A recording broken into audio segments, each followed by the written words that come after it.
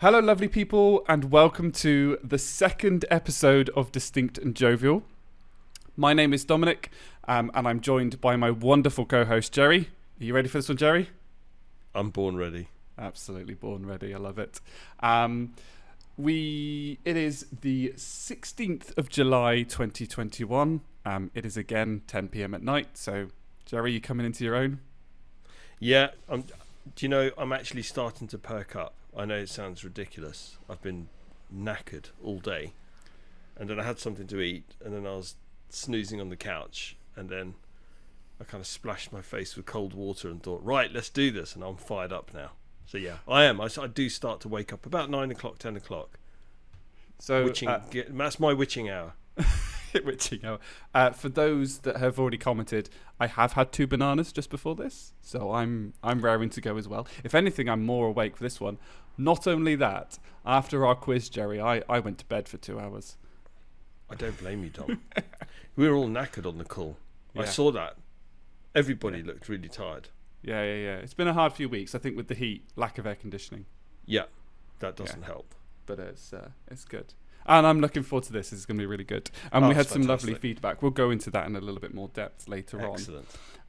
We're going to stick to the same format as we had last time. A little bit of food, some other topics, some poignant questions, which I think are a little bit random. And we've got one humdinger right at the end, which we both love.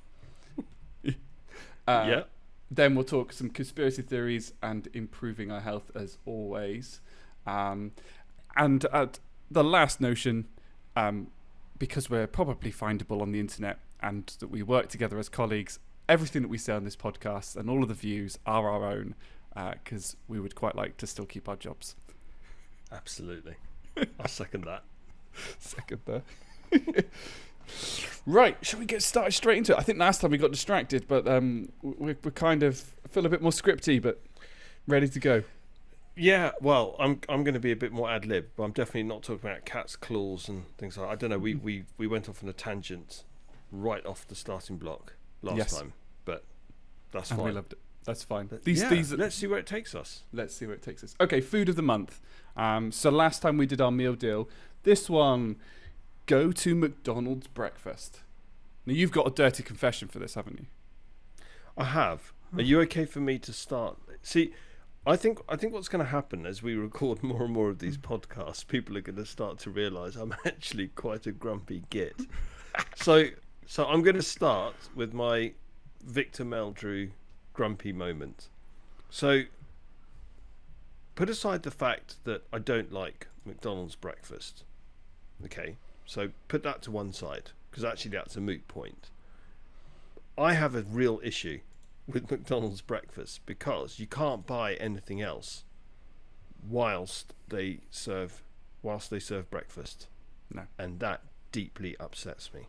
Deeply offends you to your core. It offends me. No, really. It's unacceptable, I think.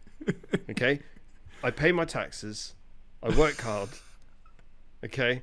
I go into that fast food establishment, and if I want a quarter pounder at 9 o'clock in the morning, I should bloody well get a quarter pounder and not be told that I can only have breakfast. And they serve breakfast till what, 11 o'clock? 11 o'clock. Is 11 o'clock? Who eats breakfast at 11? Well, that's 11's is. So you've got the standard like Hobbit kind of things where it's like breakfast, second breakfast, brunch, 11's is lunch, afternoon tea, supper, dinner, midnight snack type thing. I think that's the 9 that they say on the film. I like to put I don't eat like that, but well, I tell you, if I ate like that, this would probably be the last podcast that we do. That would kill me. No, I couldn't. I don't even have breakfast. Actually, that's another thing. I don't eat breakfast. Never have done. At all? Never at all? No, even when I was a child. My mum used to force me to eat breakfast, and I used to sit at the table crying. So what's the earliest that you eat then? I don't like to eat before 12. And for about 2 or 3 years, I've been doing this thing called the 16-8. And I do feel better for it.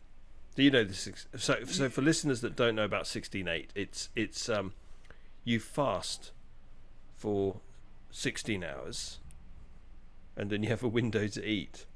So you can have water, but that's about it. You can't have sugar. You can't have anything with milk in it. You basically just have water in that 16-hour window.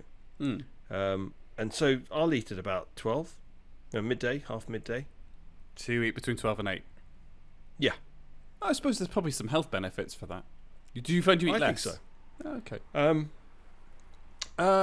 Yeah, I do. But I think that's more an age thing. Okay. So when I was in my 20s, I used to eat an obscene amount of food. You know, I look back on it now and think, no, that's crazy. How much I used to eat. But no, I eat less generally, but I do feel better for having that large window for not eating. So okay, but you know that. Do you know what I love about this? I had absolutely no expectation where this was going. Like the notes that Jerry's written, is it just deeply upsets me that I have to buy breakfast and can't a burger. The dissertation could continue. This did not go in a direction that I expected it to. No, I love it. I'm not going to even pen a strongly worded letter. I'm going to do, I don't know, 15, 20,000 word dissertation. I'm going to bind it. It's going to be leather bound, and I'm going to send it to the head of McDonald's. You want to be able to buy. So what's at least your choice from McDonald's? So let's at least go for that. What, breakfast? So no breakfast. No breakfast, but Definitely just in not. McDonald's. In McDonald's, I think it's got to be a quarter pounder with cheese or a Big Mac. Can't go wrong with those two. I have to admit, like, I'm a big Mac fan. I don't know what it is. It's the sauce. It's the special sauce. It's a special sauce, a very special sauce, but not that kind of special sauce. Secret sauce. Secret sauce. It's secret sauce. Why is this one so salty? I don't know. I told you this is going to be even more random. Trust me. Yeah, but I do. It's something really, really incredible about the sauce that I just think is amazing. It's a secret recipe. Recipe. It's probably like, I don't know. They probably put some kind of substance in there. They can't tell you about it, but it's highly addictive. Probably very bad for you. Probably. Gives you cancer. That's why it in tastes all so three good. places. But that's why it tastes so good. Everything that's bad for you tastes good. Yeah, exactly. That's just a rule, isn't it? That's just a rule. For me, I do like a breakfast. Like, so I'm like the opposite. Like, I will eat at 5:30 in the morning. Oh, Dom, that's 5:30 in the morning. That's just wrong. That's wrong. Yeah, protein shake before the gym. Come back, get back from the gym about 7:30. Bowl of Cheerios. I'm set for the day. Yeah, but that's not for because the day, until lunch. Well, that's because you exercise. I don't exercise, so I'm kind of rooted to my chair. I'm on a chair with wheels, so even when I finish work, I'll wheel myself to the couch. I'll roll over onto the couch, and then when I finish doing whatever I'm doing, I'll then roll back onto the chair, roll myself to the bottom of the stairs, drag myself up the stairs to bed. I mean, literally, that is my life. I do no exercise. That's not true. I have started going on the rowing machine, so I'm being good. Yeah, I'm being good. Oh, that's interesting. This is it's a build up to something that we've got coming up. Yeah. Right? Rather than the shock of going into it full on. Yeah, no, I'm impressed. Oh, no, I'm really impressed. That's okay. Amazing. Thank you. Oh, wow, that's so cool. Yeah, I mean, like, so, I mean, for me, breakfast-wise, it's got to be egg and bacon McMuffin. Egg and bacon McMuffin. Okay. I mean, like, if you were offered like an egg and bacon bap or sandwich, even if that was at like 2 p.m, you wouldn't say no. Oh, look, bacon. Yeah, if you were to, okay, there's one exception. Okay, this is the caveat. There's one exception. Okay. If I was fast asleep, and somebody wafted a rasher of bacon in front of my nose whilst I'm in a deep sleep, I will wake up. I will eat the bacon. And then I will go back to sleep. No hesitation. No hesitation. Absolutely no hesitation. None. I'm eating the bacon. Love the bacon. Who doesn't like bacon? Probably quite a lot of people. But anyway, let's not dive into that. I think we try to maybe avoid offending vegetarians for the second podcast in a row when we were talking about chicken and. Yeah, but do you think vegetarians secretly eat bacon, just don't admit it? I think there'll be some that won't. I mean, I know people that are allergic to meat, allergic to eating meat. Oh wow. Okay. Yeah, which is something I'd be like, just kill me, like just put me down. It's like bacon, steaks. Well, not only would I kill you Chicken. and put you down, I'd cook you, Dom. I'd eat you. It's meat. I'm all Wouldn't want that to go bones. to waste. I'm stricken. You'd probably be a bit sinewy, I think. Where is this going? I don't know. I don't know. I really had don't. no idea Dom was going to be this gristly. But he tastes good, like chicken. So, what burger would you go for? From McDonald's. Yeah. Big Mac every time. Okay. Every time. Because of the special sauce. Because of the special sauce. It's interesting because people like I've got a friend who always goes for like a McChicken sandwich, and I'm like, it just feels wrong to get a chicken-based burger at McDonald's. If I'm going to do that, agree. I'm going to KFC. I agree. Which I think It's stupid as going to KFC and then buying a beef burger. Why would you do that? yeah, I know people that do that, which is just plain weird. They buy What a would beef. You can get beef burgers at KFC. I think you can. Really? You can get non-chicken Really? stuff. I'm pretty sure. Oh. That's also wrong. Yeah, just Okay. wrong on many levels, like taking a poop in an elevator. Ye- That caught you by is- surprise. You just Yeah, went- that really did. That really did. And especially if if you're in a very large building, that's a lot of levels. Yeah, that's a lot of levels. So on that, like speaking of KFC, I've got like a little tier list open. I'm going to quickly Okay. dive away from my very poorly timed joke that must have landed like a lead balloon. It was just not good. I was don't just know what's shocked. going. I wasn't expecting it. Caught me unawares. Caught me unawares in a lift. Right. So I've got like a mini tier list, and I've just done like UK chain restaurants and like tier list. So I'm just going to read them out, and you're just going Go to let for me it. know. There's like 6, but we'll just go for good, average, great, good, average, bad type Okay. thing. Some of these I'd question whether they're fast foods, but I was trying to search for a UK one because otherwise you get all the American like Chipotle, which I've never Chipotle. had. I've never Okay. had a Chipotle. Would love to No, have neither Chipotle. have I. So, and I'm going to skip some of these because that are like, I don't know what that is. So, we'll see. Because someone, for example, has put Beef Eater as a fast food restaurant. Would you Beef say that? eater. Yeah, No, I wouldn't. that's no. not fast food. That's a restaurant. So we'll go for the obvious ones. So Burger King. Good, great, average. Good. Do you think good? Interestingly, would you put Burger King above McDonald's? I don't know. No, I'd have it side by side. Ooh, controversial. Most people normally have a favourite. They do, but I think they're both good in their own way. Okay. What do you Fair think? enough. Burger King do not do good chips or fries or whatever you want to call them. Yes, I agree with you. I So, agree with you. like, if I'm gonna go for a proper, and because I don't eat enough at Burger King or haven't for years, I don't really know where their burgers. So McDonald's is safe. Yeah. So if I go into like a service station and it's like there's a Burger King or a McDonald's, I'm going to a McDonald's because I know what's in a Big Mac and I know what's in the I know I'm going to get some good chips and I know I can get a bottle of water. But if I'm feeling a little bit Frivolous. frivolous, I will Bit cheeky. bit cheeky, a little bit cheeky. The Burger King will be like, okay, what can I get instead? And it'll be like an experiment. I think Burger King do good spicy stuff. Yes, they do. They Yeah. do. Whereas McDonald's has nothing that's got anything above a medium. So I did warn you that we were going to go off on tangents. So I did an experiment once with the McDonald's chip. Mm. I put it in the glass Okay. where I used to work, and I wanted to see how long it would take before it decomposed.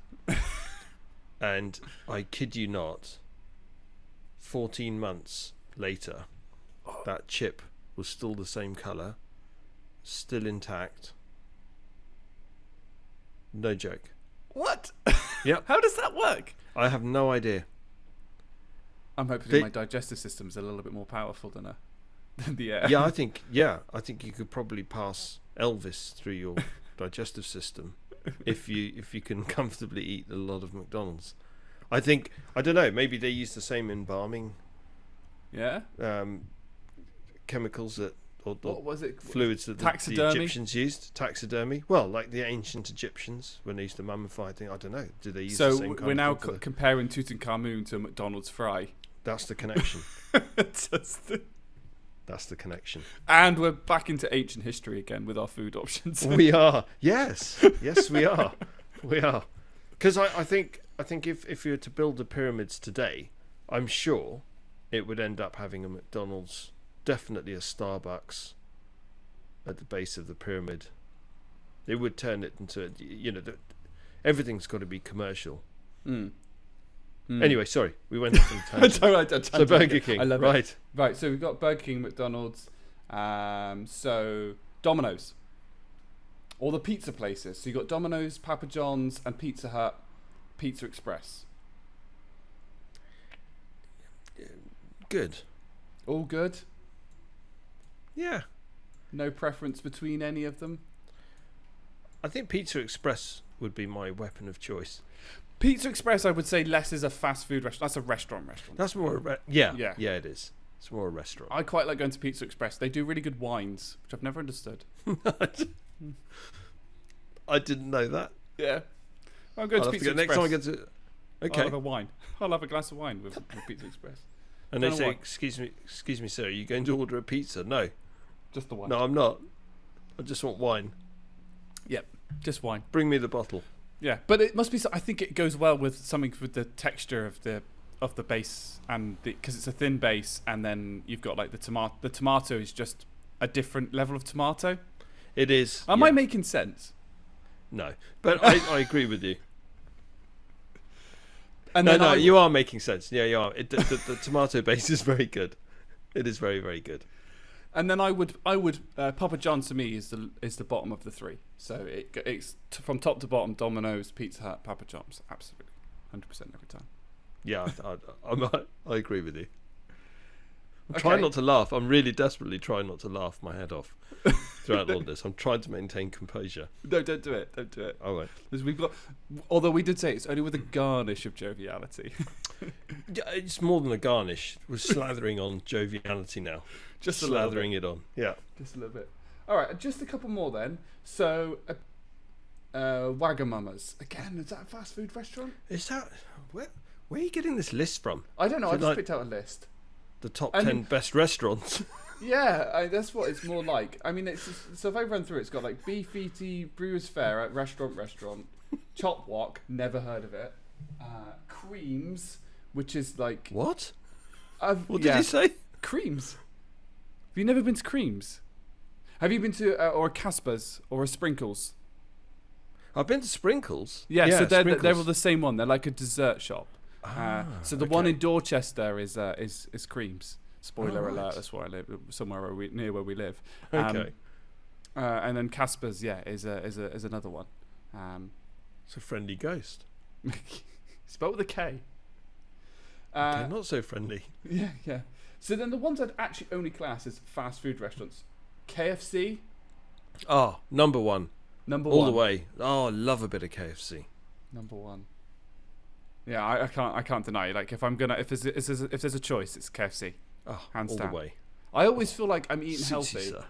because it's chicken, not beef. I don't know why. It's just a Yeah, it absolutely. So as you're tearing into that chicken skin that's been coated and deep fried, the fact that your teeth then sink into white meat, you think, yeah, I feel good about this. Go choose KFC box then. Zinger Tower. Zinger Tower, okay. Yeah, Boneless banquet. with the two. Okay, yeah, you can't go wrong with that either. Yeah, no. But you can't go Get wrong hot with Zinger wings. Tower. You can't go wrong with Zinger Tower or hot wings. Love hot wings. Always get extra hot wings. Oh, okay. I always overdo it with the hot wings. I'll order a Zinger Tower box meal, Yeah. which comes with 2 hot wings anyway, and Yeah. then they say, would you like anything else? And then I say, well, I'll have some barbecue sauce. In the meantime, I've got this battle going on inside my brain saying, oh, Jerry, for God's sakes, don't do it. Don't do it. Don't do it. Yeah, I'll have 14 extra hot wings. And I make my way through it, and then I regret it. But it's white meat, so It's I fine. don't feel guilty about it. It's all good. Yeah. I have a not a bugbear, but I really struggle with boned meat. That's the weirdest phrase I think. I don't know if it's the weirdest phrase tonight, but like Probably not. That's why I go for the boneless banquet. Yeah. Because I can't. I'm too lazy. I can't be faffing with trying to pull it off a bone. Things like that. Fair enough. Just not my cup of tea. What would you do in medieval times, Tom? I'd be screwed. Yeah, you'd be screwed. You wouldn't last very long. You No, get I invited wouldn't, to the but king's banquet. I did say I'd be on the chariot, so hopefully perhaps I'm rich enough that somebody else can like debone it for me, even in medieval times. Yeah, that's wishful thinking. Okay, law of averages would say, let's say you were in the upper echelons of medieval society, you get invited to a banquet. I don't think it would go down very well if you said, "My lord, I only eat boneless chicken. This chicken has bone in it. Yeah. Please take it back and debone it." Yeah. God. That wouldn't go down well. What is going on? I don't Off know. with his head.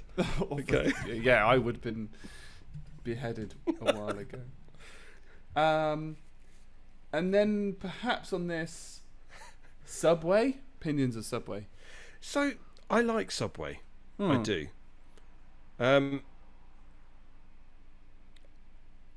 I don't have a strong opinion on it. Strong opinion, fair enough.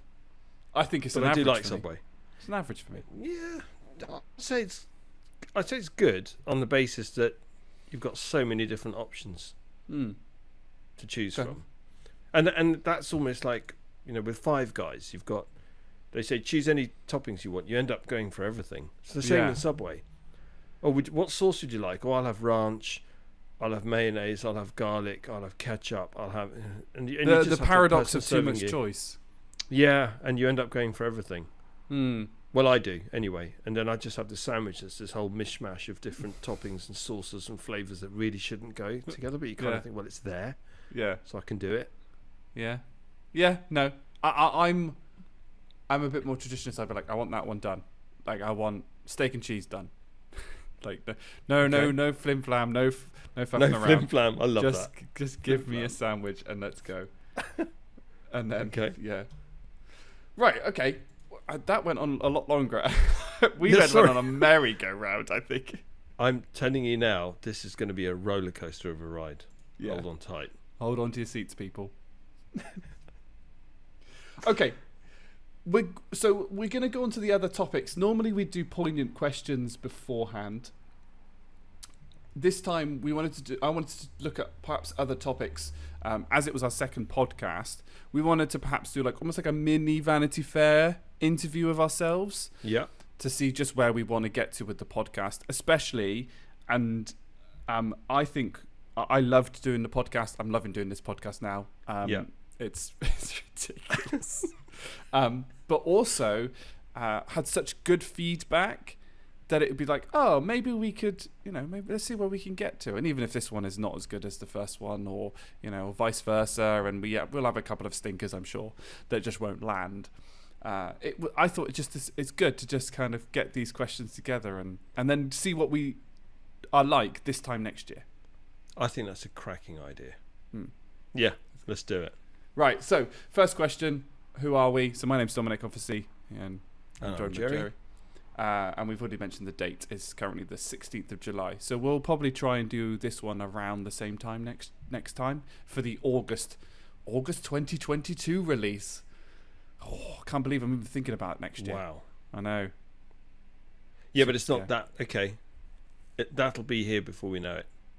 Oh, yes. This pandemic's done some really weird stuff with time. Time warp. Yeah. Timey-wimey. That's the problem. It's melting clocks. It's kind of Salvador Dali. Salvador Dali's melting clocks in real life. That's kind of where we are. You look at your watch on your wrist and think, oh, it's melted. Can't actually see what time it is. I did just look at my watch. I don't know why. There's no point looking at your watch. Time doesn't mean anything anymore. It doesn't mean anything. Yeah. What's even weirder is I've just finished watching Loki, spoiler alert, and that's all about timey-wimey stuff. So my head got exploded in the last episode. Please go watch it. It was a great film. Great series. So it's a series. So I didn't even realize it's a series. Yeah. Just that if you've got this is completely off tangent, not on our list, and I'm spearing off, so apologies. I am at the point where I'm tempted to ditch Netflix and Amazon Prime because Disney Plus at the moment is absolutely killing it. Really? Yeah, absolutely killing it. Okay. There's nothing better. If I'm going to go and browse for something, Disney Plus. Wow. Okay. But I think that might be because it's a bit more of a comfort thing. Because Disney owns like all of Star Wars, all of Marvel, obviously got Disney movies. So if I want something comfortable to watch for like an hour and a half, I'd be like, okay, I'm just going to put on Mulan or Hercules or Toy Story, The Incredibles, etc., etc. Wall-E is probably my favourite one, by the way. So Disney Plus, absolutely. Whereas I find Netflix, there's probably some really cool stuff on there, but I just look at it and I go, is it going to make me feel good? And you just don't know. You don't know. It's a risk. It is a risk, but I will say I'm currently... I've just started season 2 of Schitt's Creek. Mm. Oh, hilarious. It's supposed to be really good. Oh, it is so fun. It's laugh out loud funny. Yeah. Very good. I'm going to need something new, so at some point we'll be asking for like recommendations of what Dom can watch on Netflix. Yeah, well, do you know what? This is where we want to get interactive, I suppose, with our audience. Send us in some recommendations. Absolutely. That'd be good. Next section on the Vanity Fair I've written down. So this is interesting. I don't know if you've got the Google Doc open, Jerry. I do. Yeah. So you may have noticed I went and had a look at like the analytics across for our first podcast. Yes. So we actually have 5 subscribers on YouTube. Okay, that's a bit cheating because 2 of them I think are us. They might be. They might be. But like that's still 2 more than I expected because I know somebody that said they were going to subscribe. Then we've had like 13 individual listeners on Spotify and 10 individual plays on Apple. So those are different people. So that's way more than I expected, considering that all I did was put it on my Facebook. I don't know what your thoughts are. I've got no benchmark because I'm rubbish at this because I'm old and I don't understand technology and I don't know what's going on. I don't know where I am. I don't even know what we're doing. But I must admit, 13 Spotify listeners, 10 plays on Apple in the space of what, 2 weeks? 3 weeks. 2 weeks and 2 days. That's 16th today. Come on, that's pretty good. Yeah. That is pretty good. And considering, I think we both said that we were going to set the bar at like nothing. At least it's true. The only expectation I had was I'm just going to get an hour and a half conversation with Jerry, which is going to be epic. Yeah. And then this is back to our bromance that we mentioned in our first podcast. Yes. And then suddenly it turned into 2 hours and 20 minutes of just pure joviality. It's supposed to only be a garnish. More than a garnish. A little bit more than a garnish. Slathering on. Let's not mention how we're going to garnish our cat food. Then Sprig of parsley. And then to see not only, and this is perhaps a section where I just want to say thank you to everybody that listened and gave me feedback. Yes. Because not only did we have some great feedback, there was some interaction. Like I had a few people that were sort of saying, I made the joke about the 2 bananas because people were saying about it. Just loads. You'll be glad to know I'm not going to be murdered over any of the statements that I said regarding. Thank goodness! Thank goodness for that. But I am being dragged to a tattoo parlor. Yeah, that's got to happen. You kind of committed to that. That your feet are taped to the pedals on that Dom, really. It was stated, would not be forced to get a tattoo, but you are going to a tattoo parlour. Yeah, but whilst you're there, when in Rome... Go on. Go on then. When in Rome, you get a tattoo. That's what everyone does when they go to Rome. So I wrote from... I don't know where this is going. There's sometimes no, I have no idea. But honestly, I do like those figures. That's really good. That's amazing. It'd be interesting to see how, if it stays at this level for the next 14 years or whether it starts to go up. I think it'll go up. I think it'll go up. And I think, because we'll get better. We'll land things better. We won't land things better. And sometimes, weirdly, having a dodgy episode actually improves the podcast going forward because you learn from mistakes Yes. and things like that. So that's why I mentioned to Jerry when we started that if I pause before I introduce the next topic, not only I said to Jerry then was just so I've got an opportunity when I clip it up from YouTube, because I was trying to get it on the millisecond. But some people were sort of saying, oh, there isn't a natural pause at all. It was just a 2 hours and 20-minute conversation, which is good. We loved that. That's what we wanted. We wanted it to be natural and how we're going to do it. But somebody said, oh, but I didn't really have a point where I thought I can pause this, get up and do something else and then come back. And it's feedback like that I think will make us a lot better. Yeah. Okay. Yeah. Well, keep giving us your feedback. And by the way, a big thank you to all the people that have given feedback. Yeah. Really appreciate it. And yeah, continue to do that. Look, we also, okay, we started this for selfish reasons, but part of the selfishness, I think, is also ensuring that we can make people laugh and give them what they want as well at the same time. Why not?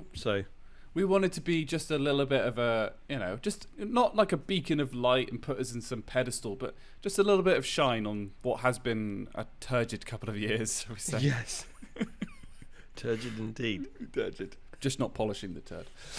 And I put like a goal in these questions, like what do you want the goal? Like if we come back to this next year and we met this, you'd be happy. I thought like 10 subscribers would be pretty cool. But my preference would be Spotify, I think. But I haven't really set a goal for that. So, yeah, again, no strong feeling either way. Just, I suppose, I don't know. The number of subscribers versus the number of listeners, I don't know which one's more important. I just want to make as many people. I want us to make as many people as happy as possible listening to this podcast, and if having we get as much fun as we're having. Yeah. I mean, look, I'm loving this. Selfishly, I'm loving it. I know you are. We're having a brilliant time. But I want to bring people on that journey with us. So, but yeah, 10 subscribers, spot on. Yeah. Why not? Yeah. Why not? Why not? I'm going to come back to the day in life. I'm going to do the year from now, and then I'll come back to the day in life. I've put them in the wrong order. My fault in the notes. Full transparency to everybody on the podcast. Dom screwed up on the notes. So I've put, so Jerry, your notes on this are to do with you, because I then changed the thing, describe our podcast in the next year. And a bit like, what do we want to accomplish with it? We've gone into that a little bit. I do have one thing I wanted, which I wrote down, which I want this to feel like it does when we did the first podcast still in a year's time. And I think it will. Yes. Yeah. Yes. Because I think we were both itching for it to be the recording time when we realised there's like 4 weeks. Yeah. Yeah, absolutely. So I was really nervous. I'm not going to lie. I don't know if it comes to... I can tell when I listen to the first sort of 10, 15 minutes of our very first podcast. Because I listened to the whole thing. I didn't even think I was going to listen to the whole thing, because I don't actually like listening to I don't like the sound of my own voice. It makes me cringe. But I thought, let me just have a bit of a listen, see what it's like. I ended up listening to the full 2 hours and 14 minutes, I think. And I realised, yes, I was nervous, but then I really got into it. I'm so much more relaxed now. Yeah, I can tell as well. Yeah, and yeah, I'm loving this. Absolutely loving it. So yes, I don't think that feeling is going to go away. I think knowing you the way that I know you, and you know me, we're going to fine tune this. We're going to look at new things we can add to the mix. We're going to, we'll keep it fresh. It's going to be good. And I don't think we're out of ideas. I see, look through our ideas list, and it's like, we're good for like a year at least. Oh yeah, yeah. Easy. I will remind you, have you taken a drink? Because you complained last time that you hadn't taken a drink during the whole podcast. Yeah, that's a good point. Thank you. I will remain hydrated. Although we did have a health goal, didn't we? So I've got some feedback on that. Yeah, I did see. We'll go through that. The thing I would like, and I want your thoughts on this, one guest in this year, definitely latter half of the year, but a guest. I agree. Yeah. I agree. So, open floor to our listeners. Yes. Guest. We would love a guest. We would. We would say Keanu, it's not Keanu, if you're listening. Oh, absolutely. Yeah, Keanu Reeves coming on. Okay. Well, then I've got 2 Keanu Reeves on the go. Well, there you go. It'd be like Keanu meet Keanu. Yeah. Which one of you's immortal? Fight to the death. No, but then it could be like one of those. It'd be like Face Off, and then you don't know who to shoot. One of you is an imposter. Confession. One of you is the real Keanu. The other one isn't. I don't know who to shoot. Confession. I've never seen Face Off. Okay, we're going to move on now. We're But going to yes, move on. But yeah, open invite to guests. I would like to say we wouldn't interview you. You just join in with our joviality. with the bands. With the bands. Yeah. Archbishop of Banterbury. I have a chat room that's called that somewhere.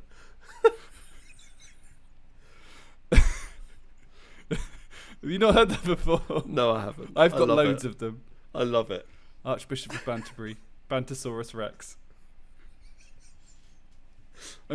I like to name the group chats that I'm part of quite unique. So I've got... Okay, I'm going to be exposing myself a little bit here. So steady. I have You get arrested for that. So weirdly, like the Taekwondo one is just called the Puma Men's Team, which I think is disappointing and needs a better name. But the chat that I have with I've got 3 really close friends. It's called Savage and Average. Okay. And then I have another one which is with 2 ex-work colleagues. One of them you know, Jerry, and it's called the Unstitched Butthole Boys.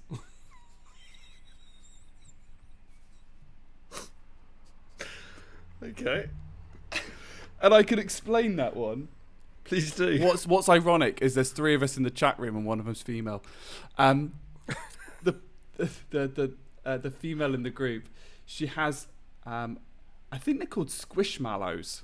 Like they're really big, really puffy, like what's the like animals, like plushies, Right. You know, a typical kind of stereotypical teenage girl's bed is like adorned with pillows and cuddly toys and stuff. And a squishmallow is a very big, fluffy one, or like really squidgy one, and it's of a corgi. And for some strange reason, I do not know why, but on this corgi, like squishmallow, where its butt should be, is they've stitched like a star. And for some strange reason, that's how it came up. So this female, she's cool. She's like way cooler than I am. And when I say cool, she's trendy. Like, and I'm so out of it, it's unbelievable. She'd probably get on well with your daughter, Jerry. But yeah, it's like, yeah. So somehow it became the Unstitched Butthole Boys, and that is the name of the. Nice. That's the name of the group. Excellent. So, tangents galore. Yeah. Where are we? Oh yeah, podcast. That's it. I definitely need to invite you to some more banter-based puns. Just Google banter-based puns, and if you ever want to, I will do that. Yeah, I will do that. Okay. I mean, we got through that quite good. So, a little bit about ourselves then, just to see where we're at, and just to see if we change any habits that we've got. So we'll go into like the day of the life. What's the first thing you do when you woke up? When you wake up. I was trying to cross tense that. So first, I've put first thing you do when you woke up this morning, and I was trying to say what's the first thing you do when you wake up, and then cross post that. So apologies for that. It won't change the answer, which is go straight back to sleep. Oh really? Yeah. You're a snooze button person. Oh, definitely. Every single second of sleep is precious. You have to squeeze as much juice out of that sleep orange as you can. And I mean peel and all. Peel everything. Nothing. Don't leave anything to waste. You sleep and you wake up right at the last minute. You wake up when you absolutely have to.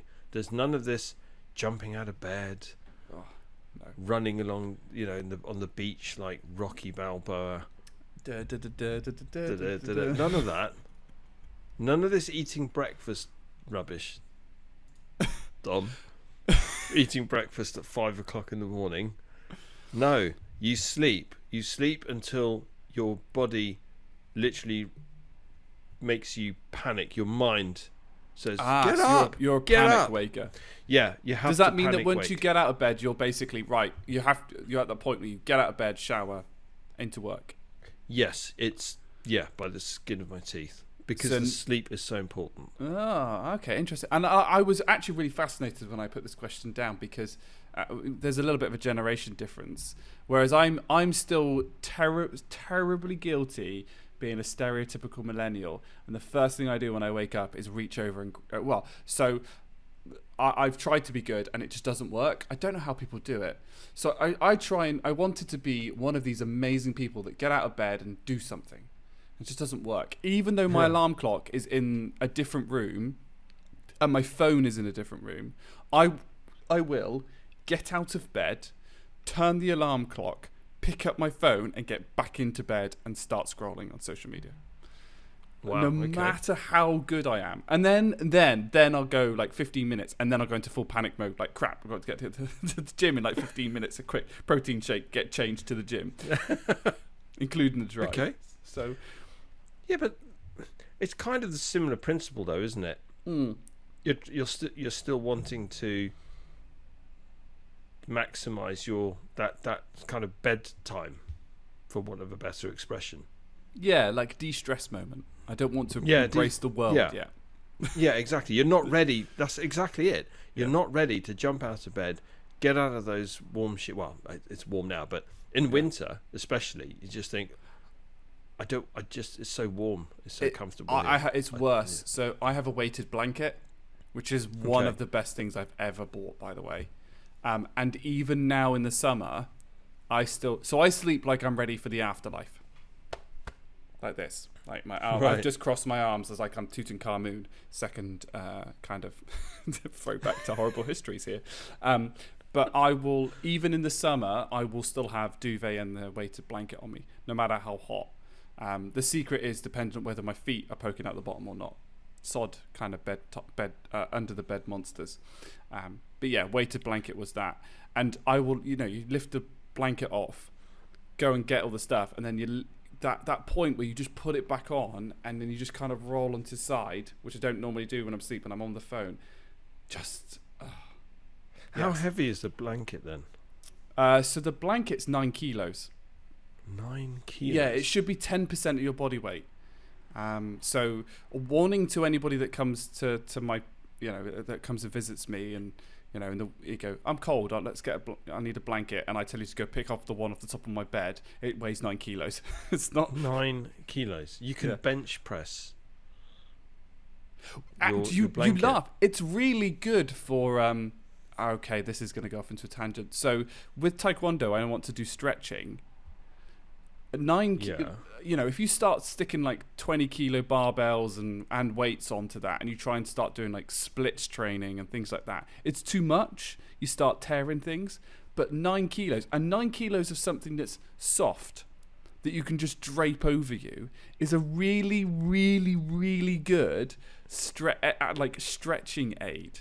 Especially if you do things like I call it butterfly stretch, where you have your feet together, pulled in as close, and your legs are kind of splayed out, and just having it draped there, and just it's really good. And with my hip injury at the moment, it's quite nice to just have something just.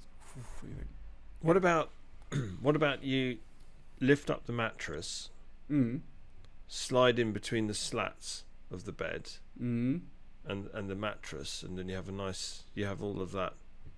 Yeah. 60, 70 kilos of mattress. 60, 70 kilos. How much of a mattress weighs? I don't know. Some mattresses are really heavy. Yeah, why don't you just do that? Yeah, that's another one. Is a mattress cheaper or more expensive, do you reckon, than a weighted blanket? Mattresses are really expensive. It's definitely more expensive. Look, if you wanted to do this in a more cost-effective manner, you could get somebody to come over every night and literally place bags of sand. Sand. Sand. I'm just going to get Archer stuck in my head if we start talking about sand. How do you want to grade it? Coarse. There's the first episode of have you seen Archer? I love Archer. Archer. I haven't seen all of them, but I do love it. First episode. Woodhouse, if I find one dog hair, I'm going to rub sand into your dead little eyes. Also, I need you to go buy sand. Don't know how they grade it, but coarse.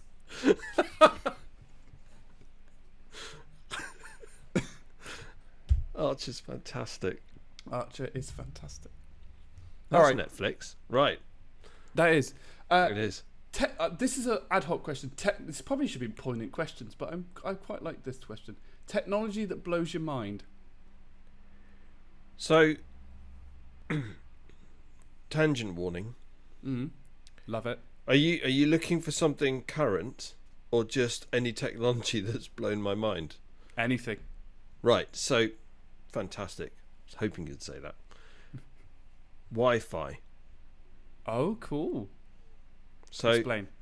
It's the thing of the devil. Okay. So I'm of the generation of dial-up. 56k, yeah, that old chestnut. Yeah. You get a wire that you plug into your so I was about to say laptop, into your desktop, which you then plug into the phone socket, and you have a means for that data transfer, right? And then along comes Wi-Fi, and somebody's saying, "Oh, I'll send you that document," and you say, "Cool. Here's a wire." No. I'm going to send it to you, and then it's going to come to your telephone point, and then it's going to fly through mid-air in the ether, a document, for goodness sake, and then you're going to be able to pick it up on your laptop or your mobile. It blows your mind. That document. That it still blows my mind, which I'm sure people listening to this will say, I always had my suspicions about Jerry's intelligence. And now he's just confirmed it. But it's an interesting thing, because I don't remember a time before the internet. I've always had the internet. Okay. You know, that's crazy. Yeah. So I mean, my earliest memories with the computer are around about sort of perhaps 4 or 5. But even then, we had dial-up. Okay. Yeah. So talking 96-ish. Okay. Dial-up, and I don't remember a time before the internet. I don't know what people would do. Wow. Yeah, people did stuff. Lots of stuff. Let's not go there. We've already mentioned. Already mentioned the special sauce today. Yeah, exactly. So move swiftly on. Technology that blows your mind. Yeah. Right. Last 3 we'll rattle through. Well, hang on. What technology? What technology? Oh, blows for your me. mind? Sorry. Yes. Yeah. Oh, now calling me out there. So at the moment, and I think it blows my mind because I don't understand it, digital money. And by that I mean Bitcoin, Dogecoin, those types of things. That blows my mind. Like the whole being able to trade in a digital currency that has no like centralized system, that's not governed, and for it to be successful, and just the way that it could work and change the world, and whole like BitChain thing blows my mind. And I think it's more because I don't get it, and I'd love to get it purely because I'd like to make more money. But you know, it's in a certain way, it feels it's too volatile that I won't take that risk. But I'm just so curious about it, and it blows my mind every day. It is a bit weird when you start to really break it down. Because money's money, and it's based on standards, and it's underwritten by governments and treasuries. I feel like a massive boomer when I talk about it as well. So I feel like money should just be like centralized thing, and this is new and scary. But that's why it blows my mind, I think. Wow. Okay. You weren't expecting that, were you? I no, I wasn't. It's actually refreshing because at least it's current. and I think it also demonstrates your level of intellectualism. Which is... Whereas you you asked me, mine was almost as stupid as a pocket calculator. Which I was blown away by that. I was blown away by pocket calculators when I was a kid. And digital watches, yeah. But that's the thing, like, the acceleration of technology, especially in that last 10 years, and it's an exponential increase, isn't it? It's going to get faster. Yeah. In 5 years' time, who knows what we're going to be doing, what we're going to have. This is it. So, and it's interesting because there's technology which is useful, and there's loads, but I think there's a lot more technology that isn't, and people tend to embrace the technology that isn't. So I had a Tamagotchi. Right? Why the hell? And then I took so much responsibility for this. It was a monkey. Okay. And I remember taking it with me to the cinema, and this monkey started acting up. Feed me, and it was making noises. I couldn't put it on mute. Yeah, I was getting looks in the cinema, saying, "God, seriously, man, what are you doing?" What at the beginning of films they don't say, "Can everyone just please make sure they switch off their mobile phones and please put Tamagotchis away." Please kill your Tamagotchi. Please kill your Tamagotchi. Tamagotchi. Cinema. Yeah. Just nobody wants to hear first-degree murder on a Tamagotchi. Nobody wants to hear your pet monkey having a hissy fit because it's hungry and it wants to play halfway through the film. So, yeah. That is amazing. Like I said, yet again, I have just proved what a dimwit I am. Oh man, Jerry, you're one of my favourite people. Okay, shall we move on from technology? So the last three, I think, they could be long, they could be short. So, like, most important thing to you right now? This podcast. Yeah, I've written the same. Great minds. Great minds. Great minds. But on a genuine thing, I'm loving the podcast, and I want to keep doing it. So so it's the thing keeping me going outside of work. Yeah, absolutely. Outside of all of the obvious stuff like family and daughter, okay. Mm-hmm. Mention your wife as well. This is more important. Yeah, wife. This is more important though. Much, much more important. No, I'm joking. I am actually joking. This for me. This is what I was looking for. This is what I'm really stoked about. This is brilliant. So that for me, absolutely. Podcast. We'll see. We'll see what it's like in a year. Yeah. Where would you like to visit in the next year? I'd like to go back to Mallorca. Mm-hmm. And I'd love to go back to Amsterdam. Oh, Amsterdam's I love Holland. I love Holland. I love Amsterdam. It's what a city. Wasn't we quoting a film earlier today in the quiz about I like all people but I hate the Dutch or something like that? Yeah, that was from Goldmember. Goldmember. He goes, there's a quote from Goldmember. But do you know what? I love the Dutch. Yeah. They are so chilled out. They're so friendly. I love Amsterdam. Yeah. What a city. The food there is amazing.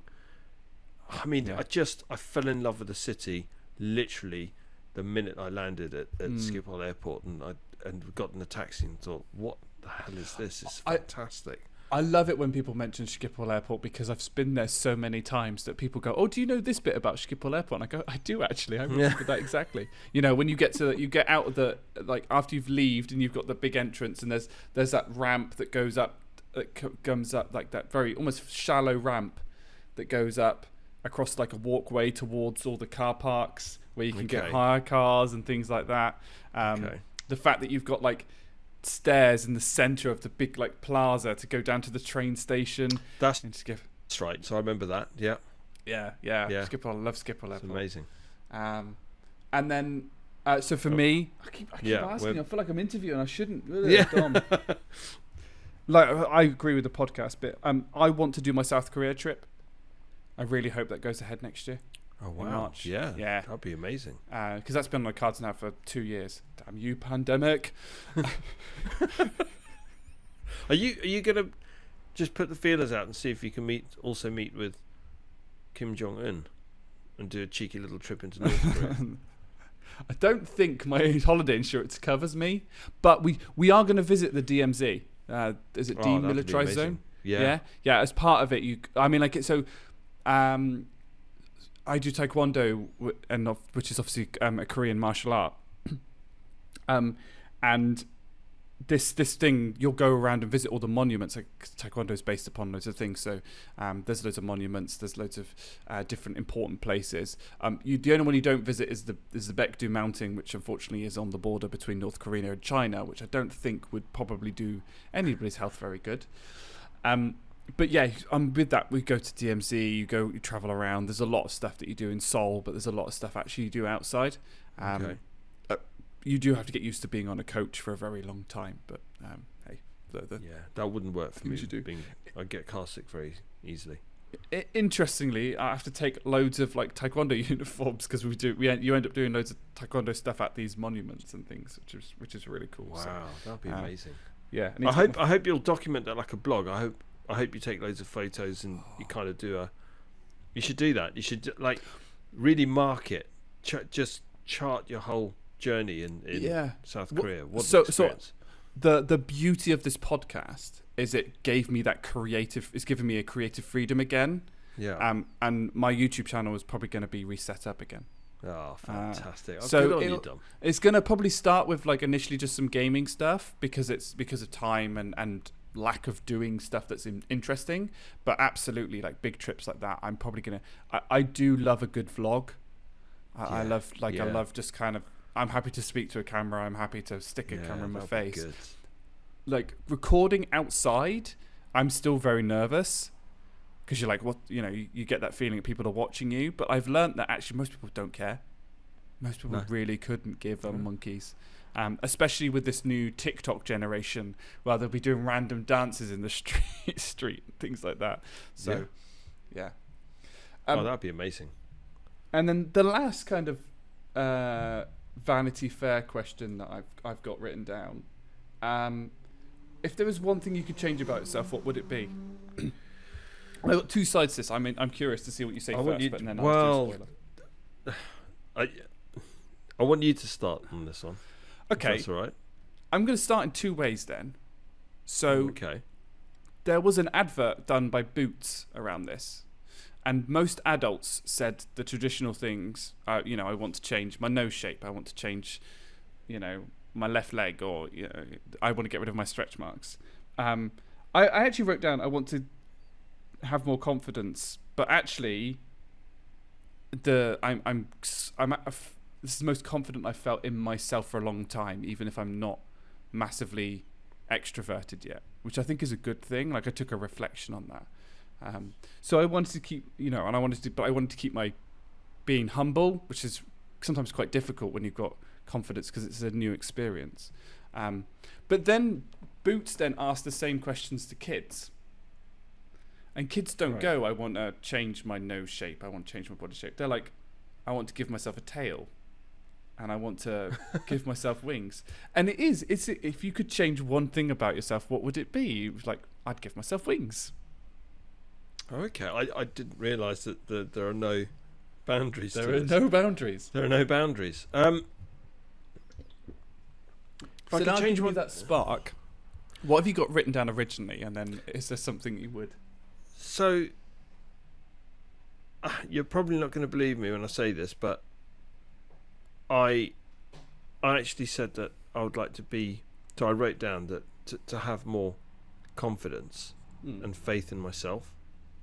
Yeah, I'm not a confident person, and I don't know if that's something to do with having a bit of a Catholic upbringing, where you're always beating yourself up about something. Could have done that better. Shouldn't have done that. It's very self-critical. Yes, I always have been. I think we both recognise that in each other, definitely. Yeah, definitely. So the fact that you've written that and I've written that, because you could write the obvious thing like, I don't like my nose, right? So, okay, fine. I mean, I could, it's a bit superficial, I suppose. You could say, I want to look a certain way, but then, I mean, for goodness sake, in the not too distant future for me, things, I've already started to get lots of grey hair and wrinkles and my body shape's changing and all of that great stuff. But that's fine. Grow old gracefully. That's the way to do it. So I wouldn't change anything looks wise. I think definitely I do feel more confident now than I have done in a very long time. Probably ever. But I'm not quite where I'd want to be. Really comfortable in my own skin and not caring so much about what other people think about what I say or do or the way that I act. I'm like very happy on that for two reasons. One, I think it gives all of us a clue that even as we get older, those insecurities perhaps are still there as we get older. Yeah, you'll forgive me for saying that you're a little bit older than me, Jerry. It's true. It's true. And I look back to when I was 18, and I'm more confident than I was when I was 18. But I still have gone through dips and dives over the last, 12 years or whatever it is now. But also, what I think is really good is that you recognise it and are actively working on it. Yeah. And I'd like to point out, I'm a big admirer of you, Jerry. You never come across that way. Not especially in with more. We've had heart to hearts a little bit in our one-to-ones before and expressed some of our FUDs, fears, uncertainties, and doubts. FUDs, I love that word. It's a great word. But also, when you're in person, you're fantastic, and I admire you for that. And I think that shows what kind of level of commitment that we have to just be better than we were yesterday. Yeah, I agree. And at the risk of, again, it's the whole bromance thing, I suppose, but I feel the same way about you. You don't come across as lacking in confidence. And I think what kind of accentuates that as well is the fact that you're humble. Yeah. As well. So ironically, I think that reinforces the confidence. So you do give off an air of, like you're comfortable in your own skin. You are comfortable with yourself.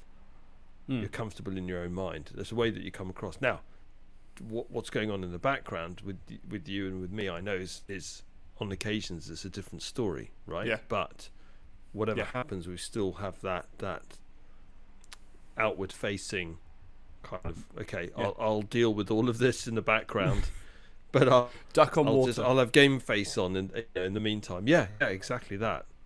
Yeah. So yeah. Oh, I mean, I think that's great. And now I mentioned that I'd love to add wings. Is there anything that you'd like to do that? If you could have like a mythical thing or something like that. A mythical thing. Maybe not a unicorn horn. I'll have to come back. I'll have to come back to you on that. I could say something probably not suitable. Not safe for work. For this podcast.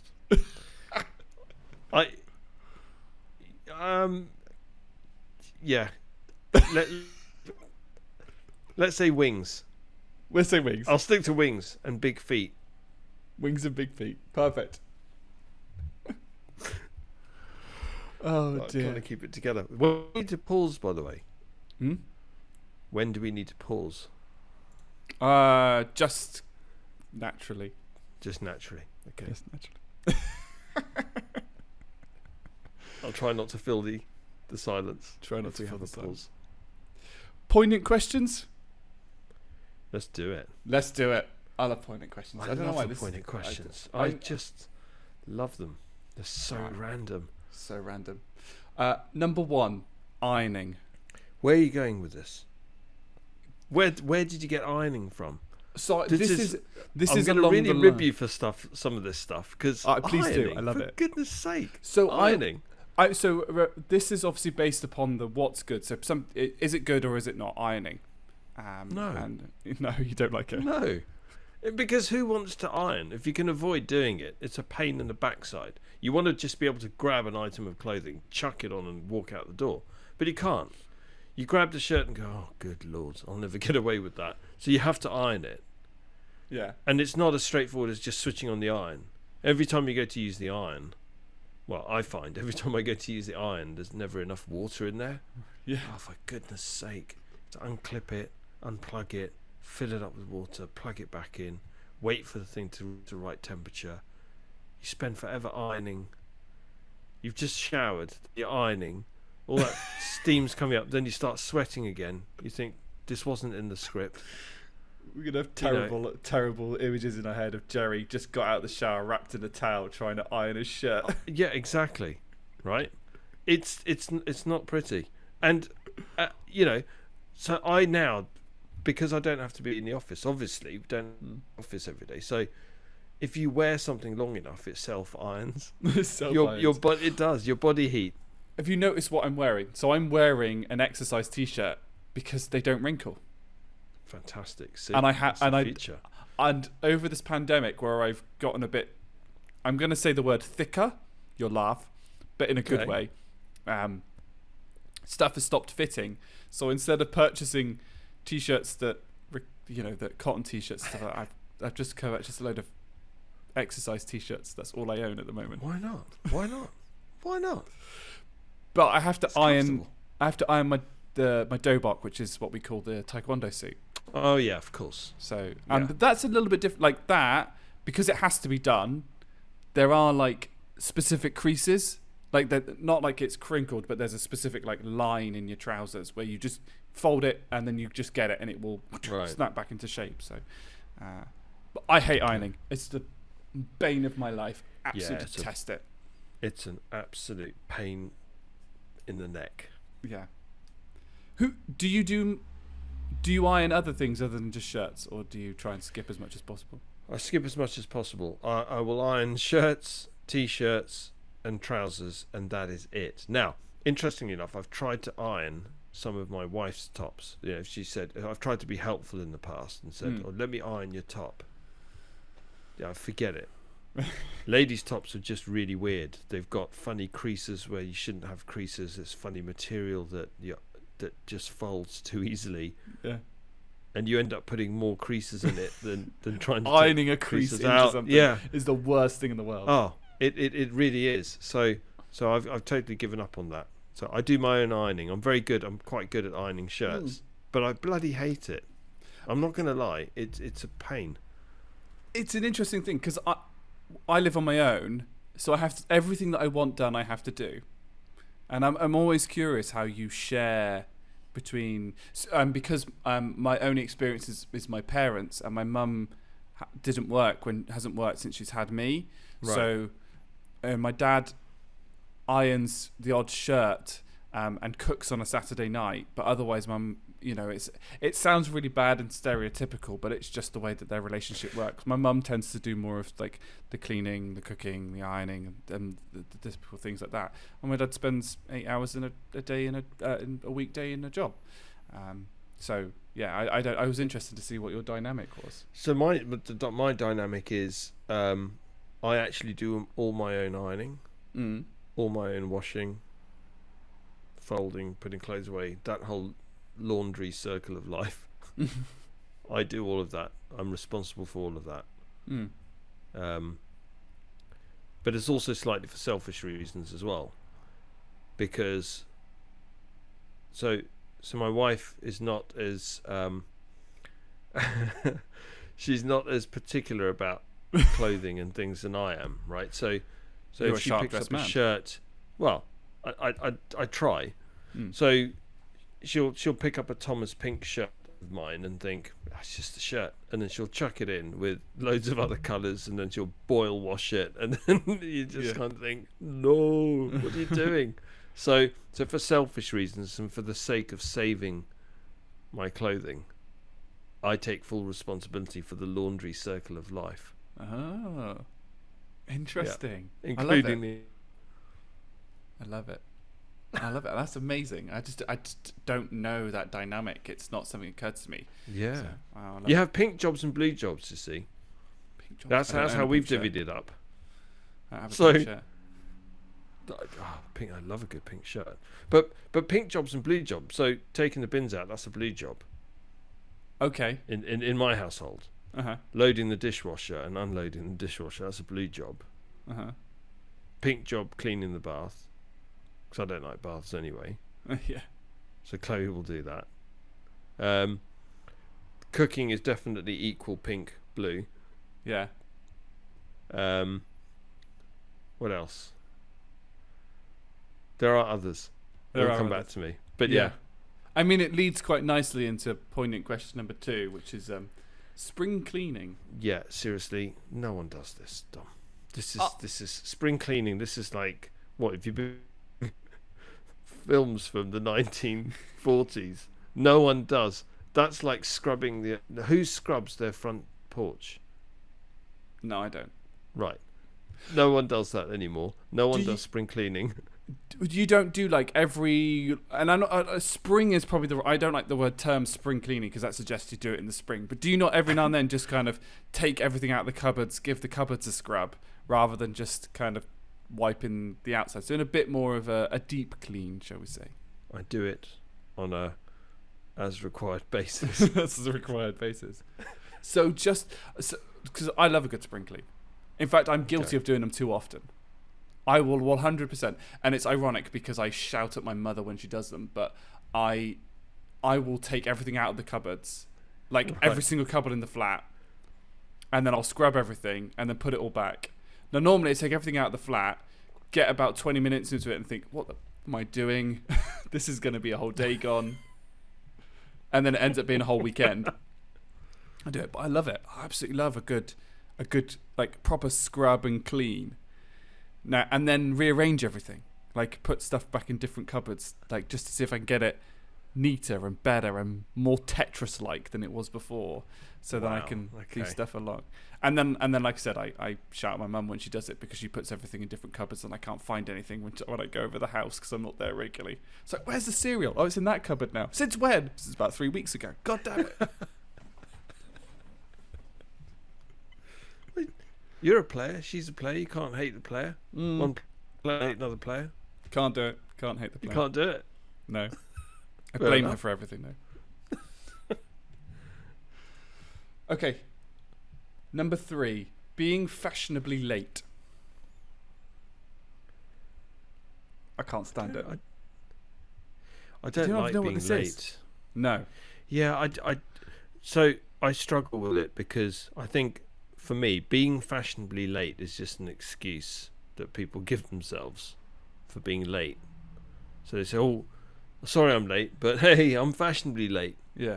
No, you're either on time or you're late. There's nothing fashionable about being late. Yeah.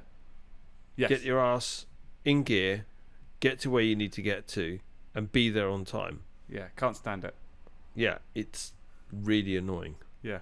I can't. I hate being late. I cannot stand being late. I think you should be, as soon as you know, if you've got a time to be somewhere, whether that's, I don't know, if I've got to be somewhere at 10 and it's a half an hour journey, you leave at 9:15, so you arrive at least 15 minutes beforehand. You've got that buffer, as well, in case there's traffic and things like that. Yeah, I tell you why I struggle with this one, because people that sort of joke about being fashionably late kind of think, oh yeah, haha, it's all very funny. But do you know what? If I was to say to you, look, be here on time, and you've got yourself $1 million in £50 notes in a suitcase, they'd bloody be there on time. There'd be none of this. 24.6 kg. Exactly. That's why I brought it up. So, right? I'll explain that one. They would be there. We did a quiz. That was the tiebreaker question in the quiz. In today's quiz. Was it 24.6? Something like that. Something like that. Yeah. But they would be there. They would be there. They'd be there early. Yeah. They'd be there an hour early, waiting for their briefcase of money. So don't give me this fashionably late nonsense. Yeah. It's just, no. And the thing is, for people that arrange parties that expect you to be fashionably late, like, what's that about? Yeah. Like, and don't get me wrong. Like, if somebody said, like, so for example, on Saturday I went to a barbecue, but I had another engagement before. They were like, look, we start at 3, arrive at any time. And I'm like, okay, I'm going to be there about 5 o'clock. I arrived at 4:55, bang on time, absolutely. That's brilliant. And I was like, look at me go.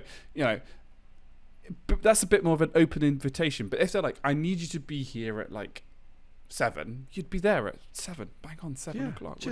Exactly. Yeah. And the amount of people in university that used to be surprised when they said the party starts at 7, turn up from whenever, and I'd be there at 7. I'm like, you said it starts at 7, so I'm here. That's the way it works. We're not starting until 8, dude. Well, yeah. Why are you here at 7? What are you doing? Yeah, no, we need to move on. My blood, I can feel my blood pressure's up. It's not good for me at my age. No. Number 4, Eurovision Song Contest. Right, okay. I love these because it just confuses the heck out of Jerry. Seriously, I mean... Good or bad? Bad, dumb. Really? Just bad. Yeah, it's pointless. Because all you're doing is you're spending hours of your life that you're never going to get back listening to music that you would never ordinarily listen to. I just don't see the point. It's about as meaningful as an appendix. Right? Okay, where are you going with this? Because you don't need it. Yeah. It's just something. Nobody's going to read extra. the appendix. No one's. Well, no one does. It's also so no one reads the appendix. It's also an organ that you don't need. Oh yeah, that appendix. I thought you were referring to an appendix of a book. Both appendices. You don't need an appendix of a book. Nobody reads an appendix of a book. Nobody cares about what's in the back of the book, and nobody cares about the organ either. You're just carrying it around. It's just dead weight. That's the Eurovision Song Contest. If I had to liken Apologies, it to headphone listeners, I did cause a bit of a spike when I laughed. But you're right, though. Who the hell... have you ever read an appendix of it? No one reads an appendix of a book. What is the point? There you go. That's my very on-the-fence view of Eurovision Song Contest. The thing is, I'm actually on the fence with it. I think... I get your point about the money. I think that's it's the amount that we spend on it is ridiculous, and we're never going to win. I mean, to prove the point, we still managed to get no points in 2021, despite the fact that there's actual talent voting. I was like, that's because the entire of Europe hates us, which is understandable. But there are some good points. I do miss Terry Wogan's commentary, and Graham Norton does a good job as well. Yeah, and Graham Norton's a legend. He's a legend. That's the best bits. Like if you didn't have those, the rest of it's completely pointless. So just watch the Graham Norton show. Without all of that. I do like the Graham Norton show. Yeah, there you go. Does that make me old? No. What? No, not at all. Weird. Interesting. And on that, to move on, the next one does make me sound old. Number 5, chess. Oh, I love chess. I love a bit of chess as well. I love chess. So, for the benefit of listeners, I'm going to show you. I'm showing from a book. Bobby Fischer teaches chess. Now I already know how to play chess, but I thought, no, let me fine tune my skills, and that is an amazing book. Bobby Fischer, and I love it. And in fact, I taught my wife how to play chess, and now she's hooked. It's just the best game, oldest game in the world. That chess, oldest game in the world. No, I don't know, but it's incredible. Oh, wow. There's no, when you play Monopoly, you play any board game. It doesn't matter what board game you play. Nothing even gets close to chess. I did not expect that answer at all. Really? That's why I like poignant questions. Yeah, exactly. So you're a massive fan then? I wouldn't say massive, but I will not say no. It's not something. It's not something that I'm like, I will study it till the nth degree. I know how the pieces move. I've never known how to win, because I've never won. But it's one of those, without kind of getting it to the point where you're like, well, I've basically got the queen trapped in the corner, the king trapped in the corner by my king, so I've won eventually, because it just gets to that stalemate. I'd love to be, I admire chess, I think is the term that I'd use. Okay. Because you need to be able to think moves ahead. Yeah. And I can't do it. I don't have practice. And that's probably true. It's Apologies, practice. Listeners. I've just got really bad hiccups, but I'm sure they'll be fine. I admire chess, and I'd love to be able to sort of say do you know what? It goes in the category with like avocado on toast. It's something I wish I could be good at. Yeah, you can be good. Right, get Bobby But Fischer more, teaches chess. Bobby Fischer Then you'll be teaches good. chess. Yeah, it's incredible. I love chess. I really do, and I think it's one of those things that you have to play it a lot, and you have to lose a lot, and you have to emotionally. Like I taught my wife how to play chess, and the first game we played. Now, bear in mind, she's never played it before, and I've been playing it for years. Not manically playing it, but I've known how to play chess since I was a kid. She beat me. And I got really upset, and I thought, come on, you need some emotional intelligence here, Jerry. I couldn't handle it. I couldn't handle it. Then I thought, well, don't be so stupid. This is great, because obviously she's kind of thinking in a slightly different way. So she pulled a couple of moves where I thought, oh, okay, that's a bit cheeky. Yeah. That's very cheeky. And I've become a better chess player because of it. Ah. So yeah, you learn from your mistakes. You learn from your mistakes. Absolutely. It is really, really good. The best game in the world for me. Love it. We'll have to play some chess online at some point. Yeah. You'll beat me. As like a, as we're jumping into a YouTube channel and playing video games. Obviously, you can stream. Absolutely, be something we should do. We should do a chess game against each other. Do that. Podcast special. Yeah, we'll do that. Okay. Number 6, sparkling water. Tom. Just get some water. Get a soda stream. Okay, here's my tip for the day for all you listeners. Get a soda stream. Chuck some water in there. Fizz it until it sounds like it's farting. You've got sparkling water, right? Here's another tip. Some cheap white wine. Chuck it in the soda stream. Fizz it until you hear the farty noises. You got yourself champagne. That's my tip for the day. What is the point? I do like sparkling water, but I just don't see the point. Oh, really? Okay. I can't stand it. To anybody that tells me that sparkling water does not taste different, I don't know where to go with what Jerry just said, by the way. I'm just a little bit like stunned. I'm like, soda stream? It's wine, champagne? Stream. Yeah. You take cheap white wine, you can turn it into champagne instantly with a soda stream. Okay. I can't stand sparkling water. That's the thing. It's weird. It's one of those things that shouldn't be sparkling. Yeah. Isn't it? And people always go, oh, it doesn't taste any difference. It does. It does. It does taste different. It does. And it's the only risk that you have when I go abroad and I don't know the language. Actually, Holland is where it normally happens. Is it like Excellent. You pick up 2 water bottles and you go, which one's sparkling and which one's not? Because for some reason, Europeans love sparkling water. Yeah, they do. And that's true. Which one's which? And we were discussing this in Taekwondo actually the other day, and my coach and two of the coaches were sort of saying, yeah, we just kind of guess, and then you get to the ring and you take a drink, you're like, oh sod, it's sparkling water, and they're like, you have to shake it and then just kind of keep opening it and close it. Whereas I've gotten wise to it now, and I buy 2, one of each. So if I take one and it's sparkling, then at least I know, right, well, that one's not. I mean, obviously you know when you come back, but at least I don't have to then wait until I can go get another drink. I've got one of each.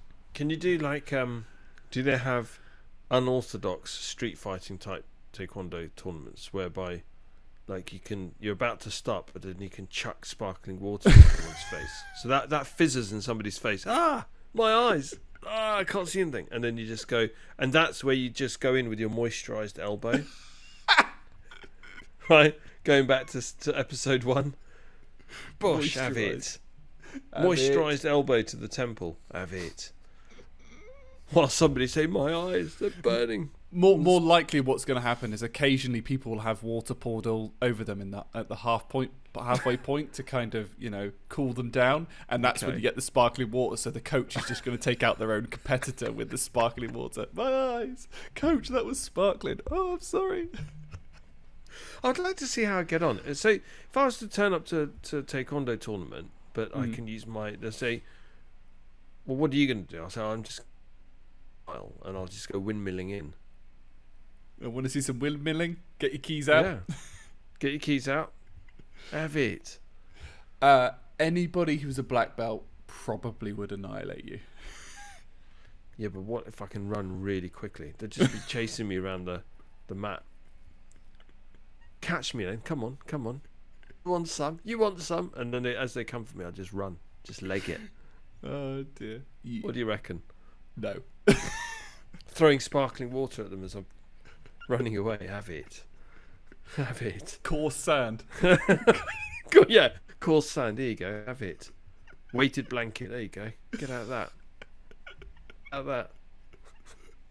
The weighted blanket's dangerous if you chuck it at someone, by the way. Exactly. Suddenly get 9 kilos of wrapped. Yeah, it'll be like one of those nets that the gladiators used. Maybe that's the secret, wasn't it? Yeah. How the hell did we get from sparkling water to that? But anyway. I don't know. Number 7, convertible cars.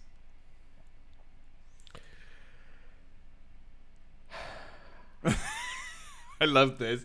I seem to have picked all of Jerry's least favourite things. No? Why? I don't understand.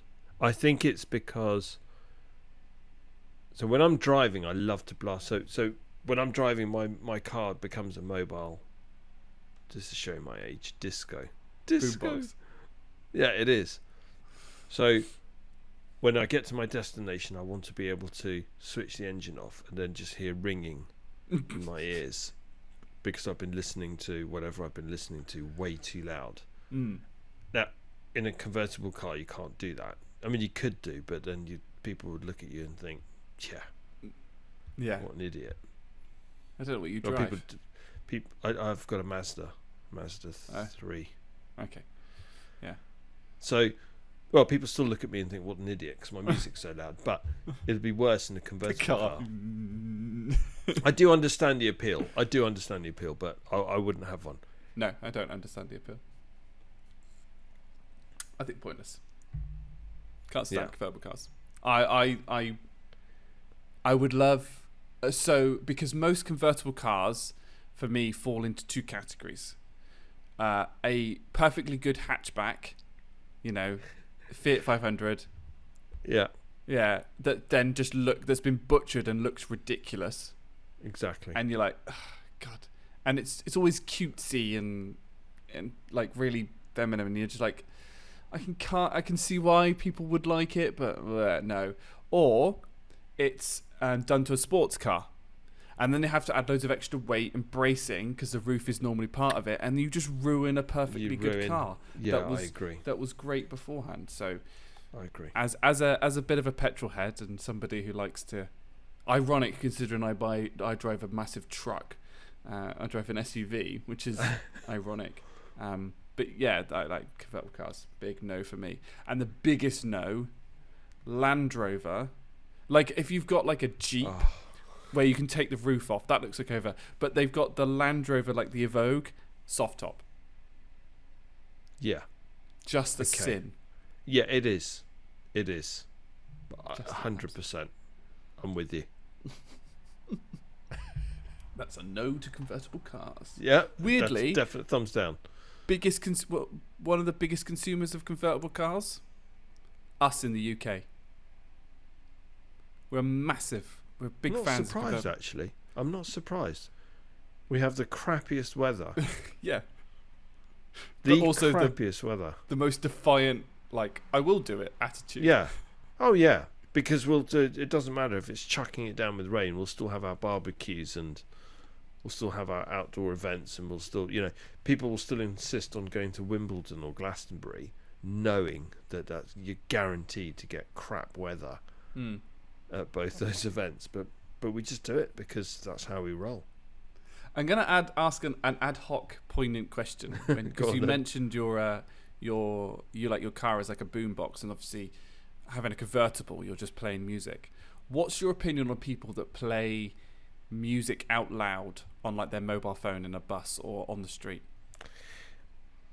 Okay, so at the risk of sounding a bit militant about this, they should be arrested. There should be long jail sentences. I think, even for offences like that, I think they need to bring back the town stocks. Do you remember that? Yeah. Yeah. So you just yeah. So you're there, and stick then people hands can throw into either side. Yeah, that's the one. And then people can throw rotting veg at you and shout boo, and you need total humiliation. Horrible Histories connection point 3. Yeah, exactly. I've been because in a pair of stocks. Point? Have you? Yeah. What, for playing your music loud? No. On your mobile? No, it was a taekwondo event, and they had some stocks, and basically you'd. It's a bit random. Yeah. Okay. And the purpose of it is to get your own backs on the black belts and the instructors. Oh, okay. So, because we're all cruel to them, we make you do press ups, make you run laps, etc. So they bought some stocks and wet sponges, and they threw wet sponges at us. Fantastic. And I was volunteered quite a few times to go into the stocks. Never understood why. Moving swiftly on. But that should be the effect. It needs to be something quite. I don't know, 6 lashings with a birch. I don't know. A year of hard labour at a Siberian salt mine, something like that. So people will stop doing it quite quickly after that. They would. That was so ad hoc. 8 and 9 I'm going to kind of combine probably into a discussion. So I've got favourite season and least favourite season for 8 and 9. So winter, I hate it. Just hate it. What is the point? It's just pointless. And if I could spend 5 months overseas, somewhere sunny, during the winter months, I'd do it in a heartbeat. People say, "Oh, it's winter, and I can feel the air. It's getting fresh, and we're getting ready for." Don't talk to me about Christmas. Don't talk to me. Don't talk to me about winter. Don't talk to me about snow. I don't care about any of that nonsense. Get me away from here. I just want to be on a beach, sipping pina coladas, and let everyone just crack on. I couldn't care less. Bloody hate winter. Do you know what? I agree, and I think winter and autumn are overrated in the UK. Everybody has this like American dream of like, especially autumn. I find also winds me up more in autumn because I love all the crisp leaves, and I love the cool mornings, and where you build big leaf piles and drive out. And I was like, that doesn't happen in the UK. In the UK, what happens is it's wet, the leaves get soggy, and then everything turns to mush, and they get all over the car, they get in the middle of the road, all the trains are cancelled, and everyone dies. And I just cannot stand it. That just, as we're doing rants, I cannot. Autumn just winds me up when people are like, autumn's my favourite month because we get all like crisp, lovely. It's not. It sucks. Just get rid of it. Get rid of it. Can't stand it. I agree. And I don't like spring either because it's April showers and all of that. It's rain, more rain. So that leads neatly. That segues neatly into favourite season, which is summer. Yeah. But even that in the UK. Yeah. If you think about our summers, it's about a week. Which we've had. To 10 days of decent weather. Then the rest of it is crap. And we hold on to those 10 days. And people say, "Oh, hasn't it been a really lovely summer? It's been a good summer." Because we had, 5 days, consecutive days of sunshine. And we'll take that. Yeah. We go, "Oh, yeah, brilliant. Yeah, what an amazing wow, you know. Yeah. Whereas, you know, that's crap. If you go to somewhere like Indian Wells in the States, Yeah. you don't have some. There's like 345 days of sunshine a year, Yeah. and you think, yeah, bring it on. That's more like it. Yeah. Yeah. So favourite Yeah. season is summer, but I'll take a summer in Not in the Mallorca, yeah, over a summer in the UK any Yeah. day. Yeah. But even in the UK, the summer is clearly the best season. It is. And- It's It's the tastiest bite of a shit sandwich, quite frankly. It's the bread, Right. not the shit. Yeah, whereas winter is like a club shit sandwich. Whereas, you know, you've got just a very thin layer of shit that you have to in the sandwich that you have to eat, which is the British summer. Yeah. So it's not palatable, Yeah. but you can kind of face it. You can kind of face it. And because I find the other seasons are overrated. Spring I have to deal with hay fever and it's always wet. Yep. Autumn, as I've just gone on a rant about flipping leaves. Can't stand autumn. I can palatable winter. Like I like a good like if it's dry in the morning on the winter can be okay. As soon as it's wet, bin it off. Absolutely bin it off. I can't be dealing with the wet and the cold. Can't deal with it. So if you think of Vivaldi, Okay. right, and Vivaldi wrote that piece, The Four Seasons. Mm. Now, Vivaldi, Italian, Italy, you get 4 definite seasons. Right? You don't get you get 4 seasons. You can get 4 seasons in a day. in the UK, in the UK. yeah. So I think if Vivaldi kind of tried to write the 4 Seasons piece, but in the UK, it'd end up like some kind of jungle drum and bass. Jungle drum and bass probably would have been invented Just for the 4 seasons. if Vivaldi had tried to write a piece called The Four Seasons, but set in the UK, because it would have been like, sunshine. Oh no, rain. What? Hail. I don't know. What's going on? I'm looking up at the sky. This has happened. Okay, this is real life. I've had a situation middle of summer where I've looked up at the sky. I've seen one half of the sky completely clear. The other half is absolutely dark, with thick clouds. Yeah. So you've got sunshine and then hail. And I've seen that in August. You Yeah. explain that one. You'll only get that in the UK. No other country in the world gets weather that bizarre. No, it's So- totally true. And like considering we're not a massive country, we have such Exactly. varying like degrees of it as well. Like I can be in South Devon and it's glorious sunshine. You go to North Devon and for some strange reason it's howling a gale and wet. You're like, Yeah. Shrek is this? Yeah. Exactly. Exactly. Yeah. It's amazing how much we agree on. It always amazes me. That's We why are I'm liking aligned. these poignant questions. Yeah. Because we even agreed roughly on the baths. Like Yeah, from we did. last time. Yeah, we did. Yeah. Burn off my epidermis. Yeah. Number 10. And I love the way that you've just written. Just love this question. And I'm going to try and get some more of these in the poignant questions. Perhaps not for all Yeah, 10, but brilliant. just because I like throwing you off with some random curve. Yeah, that did throw me. It did throw me. I don't think I even really know the answer. Good at something but cannot earn money from it. What would it be? You have to go first on this. So, I got a couple of ideas. I think the first thing that comes to mind, and I've had more ideas as well recently, languages. Like if I could just be good at learning languages. Because one of the things that restricts me most about going to foreign countries is I don't want to be the ignorant Englishman. I want to be able to say, right, go to Germany and learn German. Go to Holland and learn Dutch, which is German with a slightly stronger accent. And French, but also, to other countries like Korea and Japan and etc. etc. I was about to say Australia, but they speak English, so that doesn't really count. But my point still stands. So, but if I didn't earn money, not earn money from it, I'd be totally happy doing what I currently now, as long as I could have that confidence and know that I knew all the languages. That'd be great. That's the first thing that comes to mind. That's pretty cool. What about Klingon?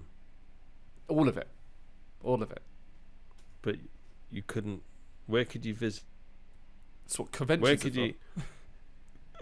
That's true. I was going to say, where would you use Klingon? But yeah, you're right. You could go to Comic Con Yeah.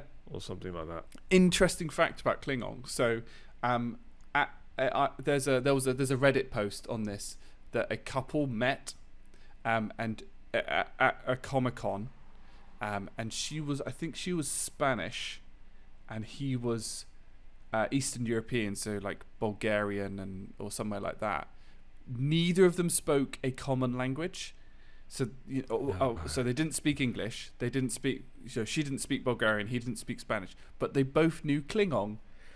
That's unbelievable. So it does the practical purpose of a place in society. Yeah. Klingon. I love it. What a brilliant story. Wow. So that's made my day, that has. I didn't know that. That's incredible. Okay. Yeah. So you'd learn Klingon. Okay. Well, if I would learn Klingon as part of it. Definitely. Yeah, as one of the languages. So I think for me, this I say I don't know the answer. I kind of do, really. I wish I could play an instrument really well, and I'm not talking spoons or triangle. Ding. Yeah, ding ding. I'm talking proper instruments. So I think what would be really cool, I could go cliche with this and just say electric guitar. Right?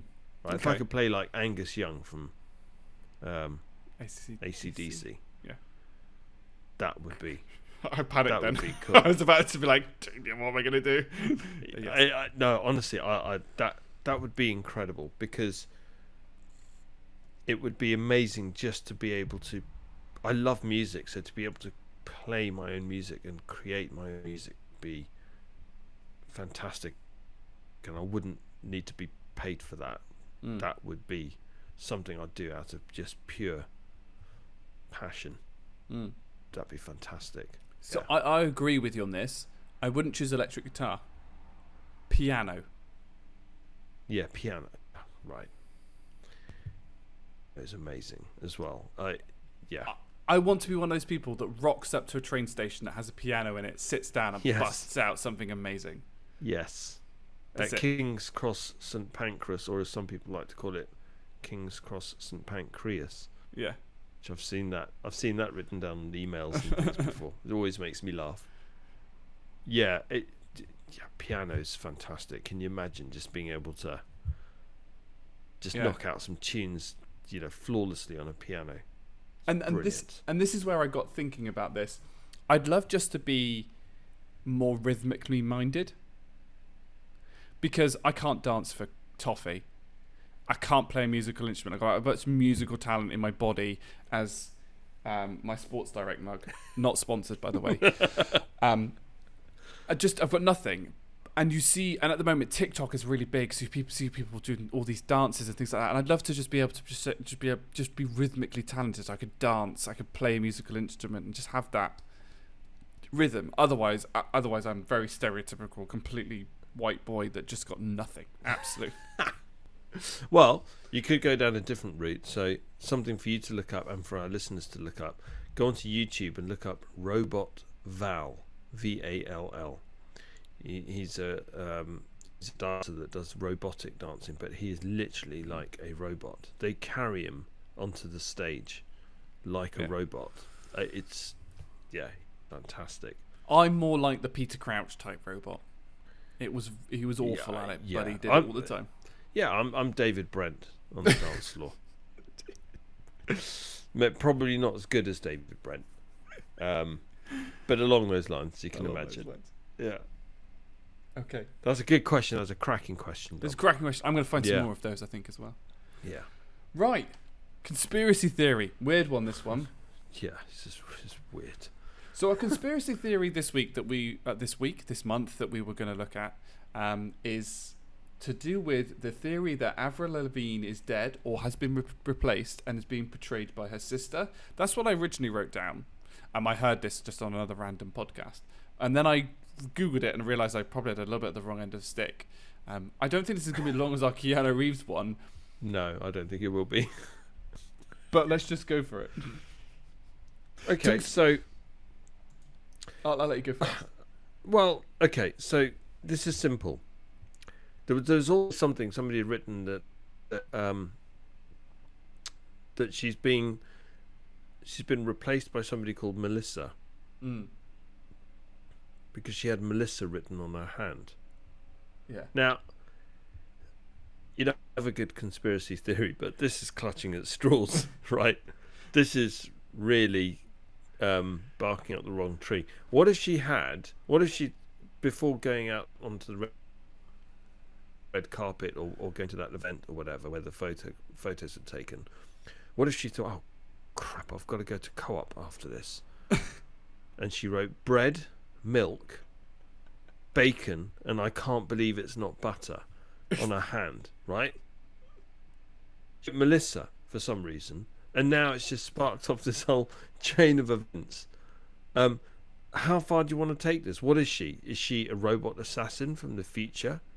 Was she manufactured? Is this person now no longer Avril Lavigne? Is it something manufactured by Cyberdyne Systems? Is she a T800 model? Right. Or even better, is she that liquid metal T1001 model? Is she suddenly going to melt into a puddle of mercury and off she goes? I mean, how far do we go with this? How did this even start? What are people playing at? Why has this even happened? Why are people even just posting stuff like this? This one is like for me. This one just Jerry's gone. This one highlights for me the scary side of the internet to a certain extent, and how like conspiracy theories just seem to pop off, and you're like, Shrek, has that come from? Yeah. This was like, there was a blog, Avril S. Morta, which basically, Avril is dead, from 2011, was it? Yeah, a Brazilian blog, saying it, but there's some states that it might have gone 2005, and I was like, right, okay, so I don't know where I've heard this one, and then you delve into it, and it died off pretty quickly. But then, I wouldn't say they're reputable news. They're a bit dodged, to be honest. But BuzzFeed tweeted about it in 2015, and suddenly everyone was like, "Oh my god, it's true!" And people start reading into things like you said, like the hand message. And obviously, she did disappear for a while because she had Lyme disease. That's it. She caught Lyme disease. Okay. So she disappeared. But but that doesn't mean that she died, does it? People have lost what do people wanted to get from this? I mean, what I find more interesting is the fact that she's called Avril and not April. And I don't know if there's because she's Canadian. She's Canadian, isn't she? Canadian? I think she's Canadian. Yeah, Canadian pop punk musician Avril Lavigne. I don't know where we're going to go with this conspiracy. I think this is one of the ones, with the Keanu Reeves one, we came up with quite a nice kind of succinct thing. I think this one is just this is busted. This isn't a thing. Yeah, I looked into it and thought, I've got nothing I can really bring to the party on this. Apart from I thought let's go Terminator with this T800 model. I think it's funny, like Saddam Hussein apparently he was purported to have had 4 lookalikes, wasn't he? Because he was always in fear of assassination, so he would turn up at events, but it wouldn't be him, it would be his body double, be his lookalike.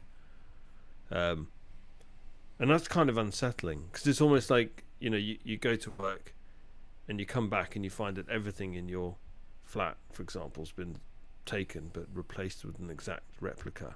You would know. Yeah, you would that something know. Was up, wouldn't you?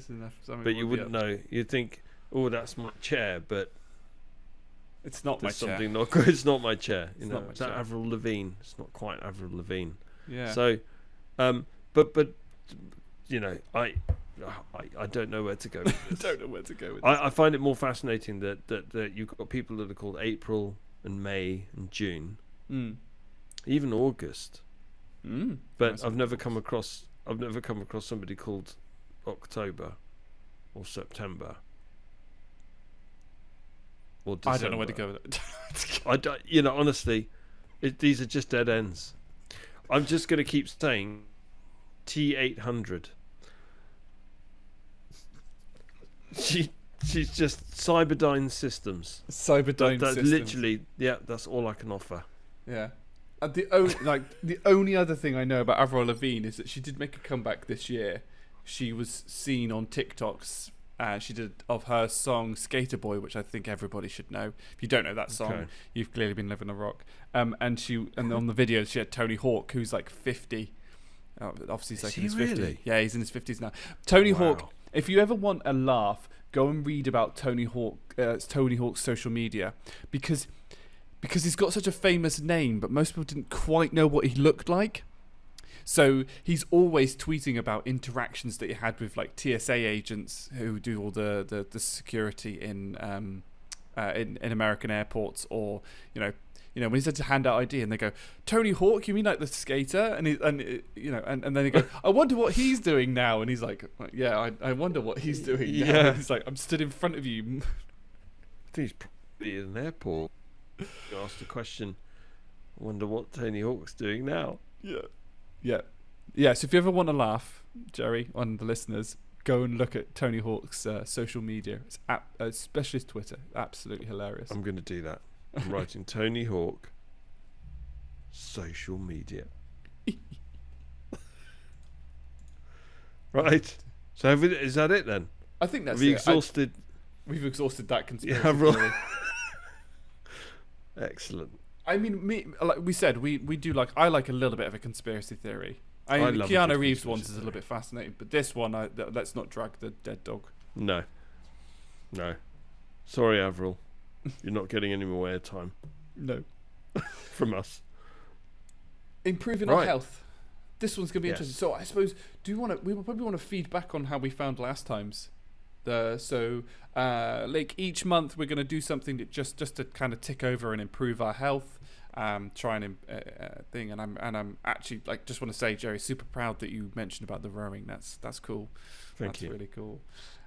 So last month we had at least 2.5 liters of water every day. And how did you find it?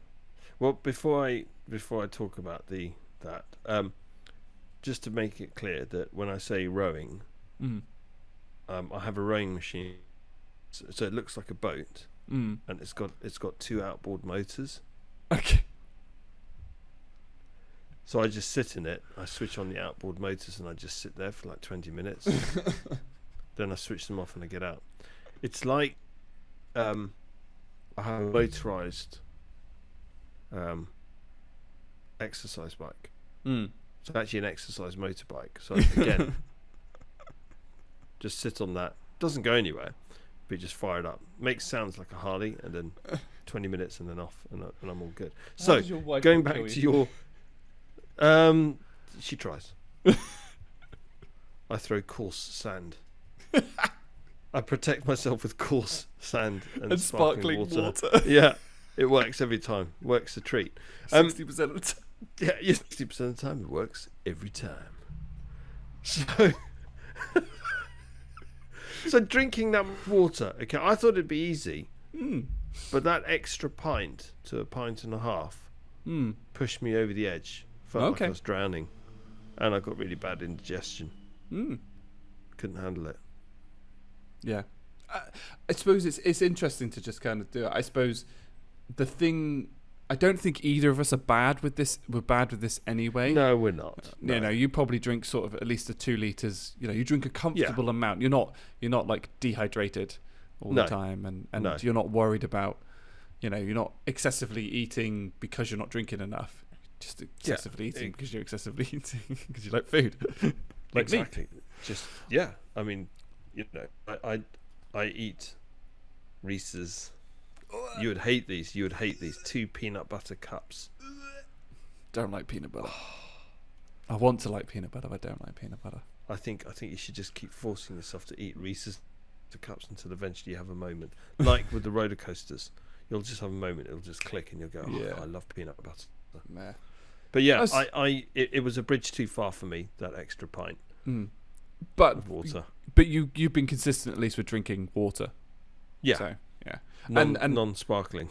Non-sparkling. And I've had like the opposite problem. Like for me is that I'm at 3.5 easily because just the exercise that I'm doing, and the heat, it's just going. Well, yeah, you're burning about 25,000 calories a day. With your sometimes I'm not far off from the last weekend. Yeah, exactly. Never a truer word said in jest. Yeah. You are burning some ridiculous calories. So yeah. Okay. Damn right. So I think it's fairly successful, but to a certain extent, we've learned something, and what I've learned is it's not always a case of it always being good. Like we get all this, drink more water, blah blah blah blah, but you can overdo it. Yeah, you can do. You've got to find what's exactly that. So you've got to listen to your body. You've got to find what's right for your body, and so I've hit the sweet spot with regards to the amount of water I drink. I did try to up my intake. It didn't work for me. But I suppose if you take a look at, just take one positive from that, which is you're conscious about the fact that you need to be drinking water. So there are moments, for example, during the day when I think, oh, I'm thirsty, but I will make a point of stepping away, getting some water, coming back and drinking that. Whereas ordinarily I might have, we talked about it and I thought, oh, well, I've got to try and keep as close as I can to my sweet spot with regards to my water intake. Otherwise it's easy to slip back into bad habits and think, I'll leave it, I'll just jump on this other call. Yeah. No, go and get the water. Yeah, and for those that don't know, both me and Jerry, just especially me recently, I'm like start work at 8:30. Well, I start work at 8, but then from like 8:30 till like 5, I'm in meetings with an hour. I'm forcing that hour lunch, but that's usually a time where I go, well, I suppose I best check my emails now, aren't I? Yeah, it's exactly. It's brutal. And it's making sure that I am doing the same, that between each meeting I'm going to get myself a drink and food as well at appropriate times. I'm not suddenly getting to 3 o'clock and going, I haven't eaten anything all day or since 5:30 this morning when I got up for the gym. And I had my McDonald's breakfast. Yeah. I really want a McDonald's breakfast now. Okay, so we'll go on to this next week. I think you're going to find this one really easy. Yeah. And this is going to suck for me. I'm going to hate this one because I just don't do it. Really? Yeah, I'm going to really, really struggle. But I really want to do it. I want to see what it can do. So this one is read at least. I've put 15. I might drop it to 10 because 15 is quite a lot. 10 is 10's adequate. 10 is acceptable, Dom. I think what if you stick at 10, stick to 10. But I think it'll make a huge difference. I think you'll start to I think you'll find it more rewarding than you probably think it will be.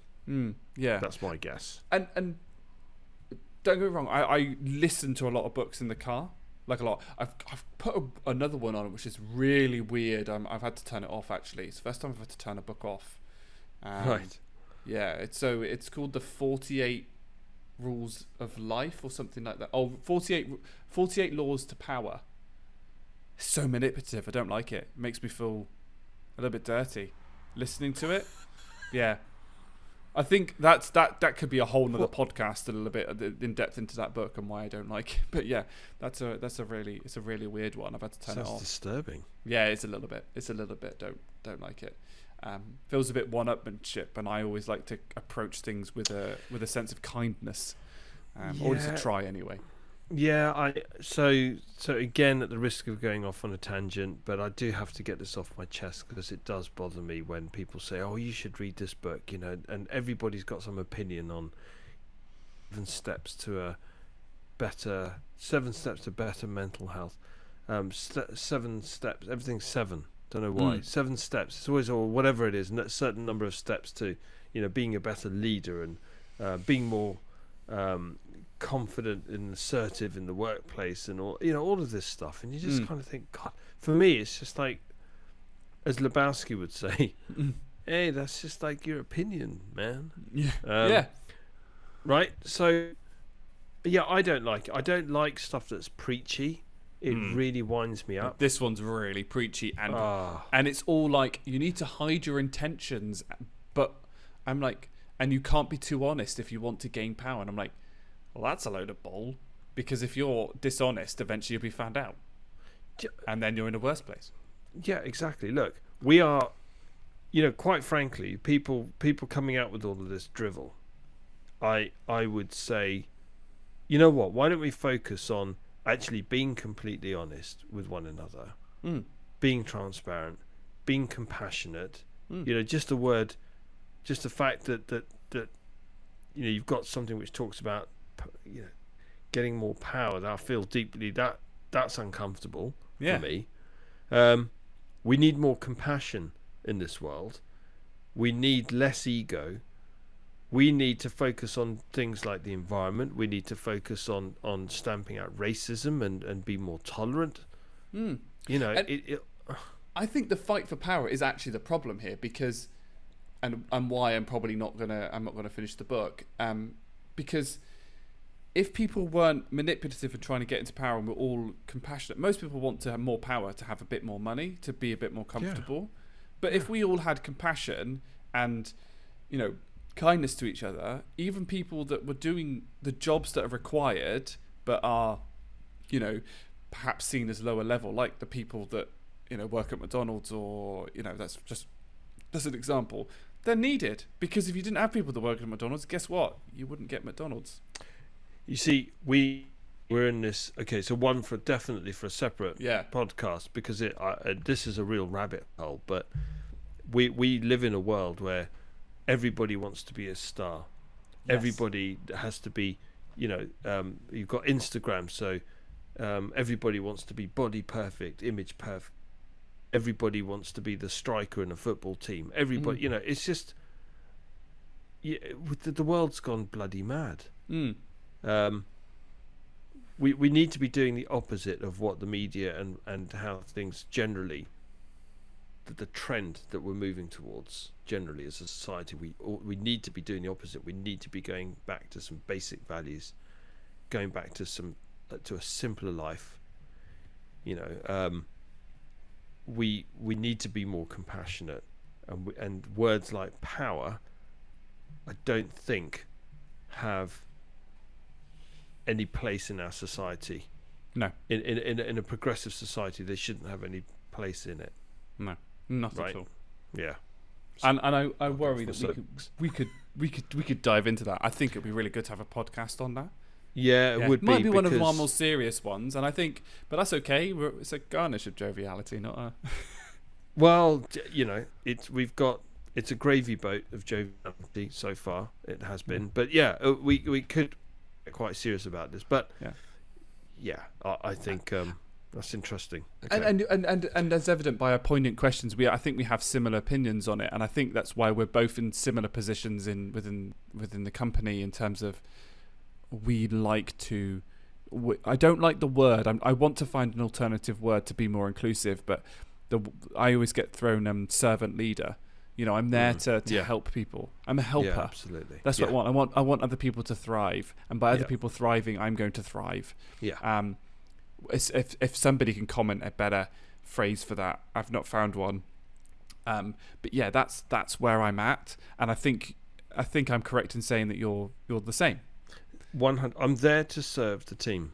I'm there to support the team. I'm there. My purpose is for the team, because ultimately, we collectively serve the company.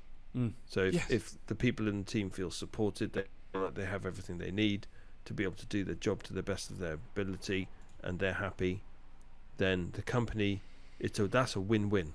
The company gets the best from that person, and that person gets what they need from the company. It's a win-win. Yeah, absolutely. Look after the people, and the rest will look after itself. Yeah, and I find that with friends. If I look after my friends, they're gonna look after me. And exactly. I know my friends have. That was we've digressed, but it's really important, I think, to me. I didn't expect anybody to listen to it, even when I posted it to my friends, the podcast. And then for them to come back and listen to it, I was like, wow, you have no idea how much I love you for like taken some time to look at something that I've become very passionate about, and then give me feedback and laugh with me and joke about it and have conversations about it, and just everybody's been so receptive. And I was just like, and I'm a bit like, I always look back and I go, I hope I've done something right by my friends if they're treating me like that. And now I'm just like, I need to treat them just as good, if not better, because they're just, fantastic. And that's why, I always say it to Jerry as well, that I'm whatever he needs, I'm there, because this spark of creativity that I think we've put together, it's just been so good. Yeah, it has been. Absolutely. And likewise, that works both ways. It does work both ways. We are very like-minded. Well, I think we're a lot more aligned than we even realise. I think we're actually starting to discover that now, funnily enough, through the podcast. Yeah. Which is interesting. Yeah. And actually, just going back to the whole 10 pages book, I've even got the book that I'm going to read is an inspiration from this. So the book that I'm going to read was recommended by my therapist, and I was like, I need to read this. No, that's wrong. He's going to shout at me if he says that. I want to read this. I don't need to. I want to read this. And it's called Banish Your Inner Critic, which sounds a bit like, build more confidence. It's not. And this podcast kind of is the thing. What that's about is being able to do something creatively bad. Like, if you want to be good at art, you've got to start bad. You've got to start drawing stick figures before you can move on to, the Flowers by Van Gogh or whatever. I'm not very good at art, but you see my point. You've got to start with stick figures before you can move on to, real life portraits. Yeah. You've got to start somewhere. And most people give up in the early part of things because they think, I'm not going to be very good. And I definitely had that worry about starting a podcast, and it wasn't to you. And I love the quote that you said. You just went, "Let's do it, Dom. Yeah. Let's do a podcast, Dom. Right? Okay. Well, it's on it." And the next thing you were texting me is, "I've bought a mic," and I was like, "Okay, we best just do this thing."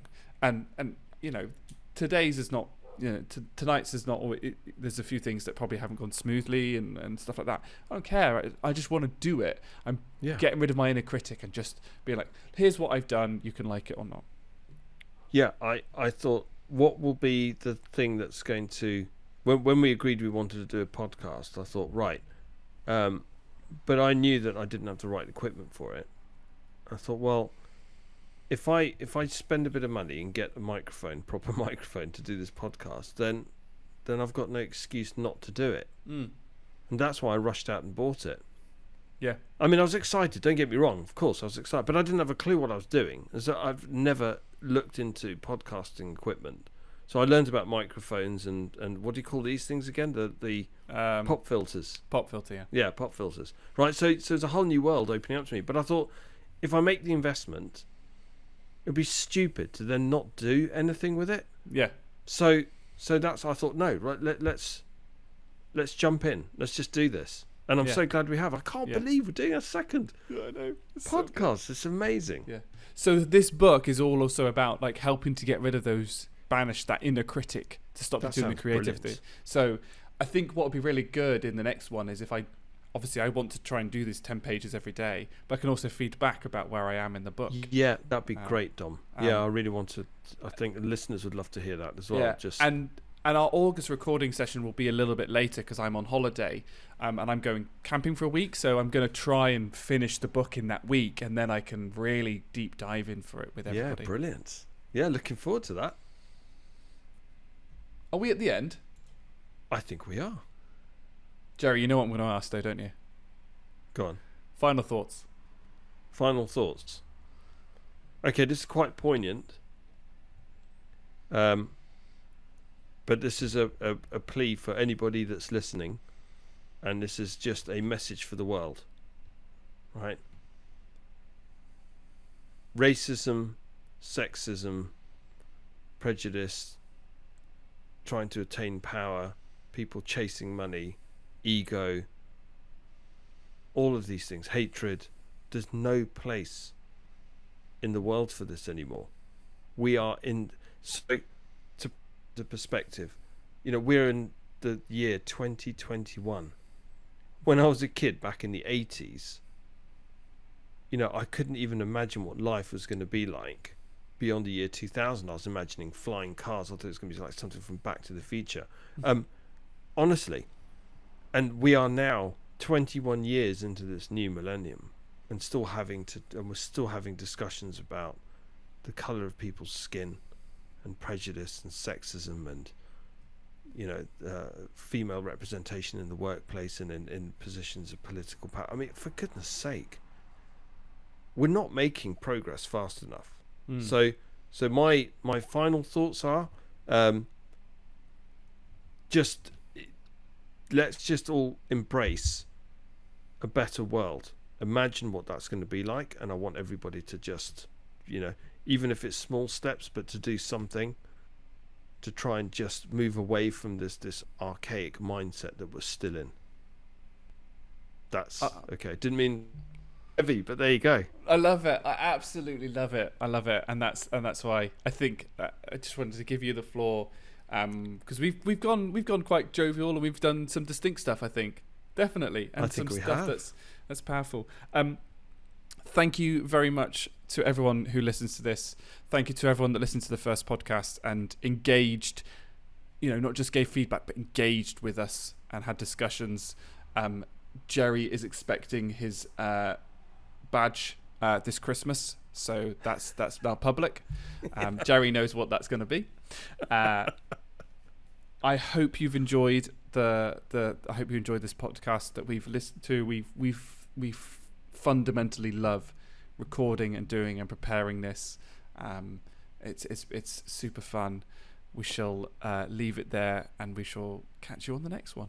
Yes, thank you very much, Tom, and thank you to all our listeners and all the people that haven't listened to it yet but will do in the not too distant future.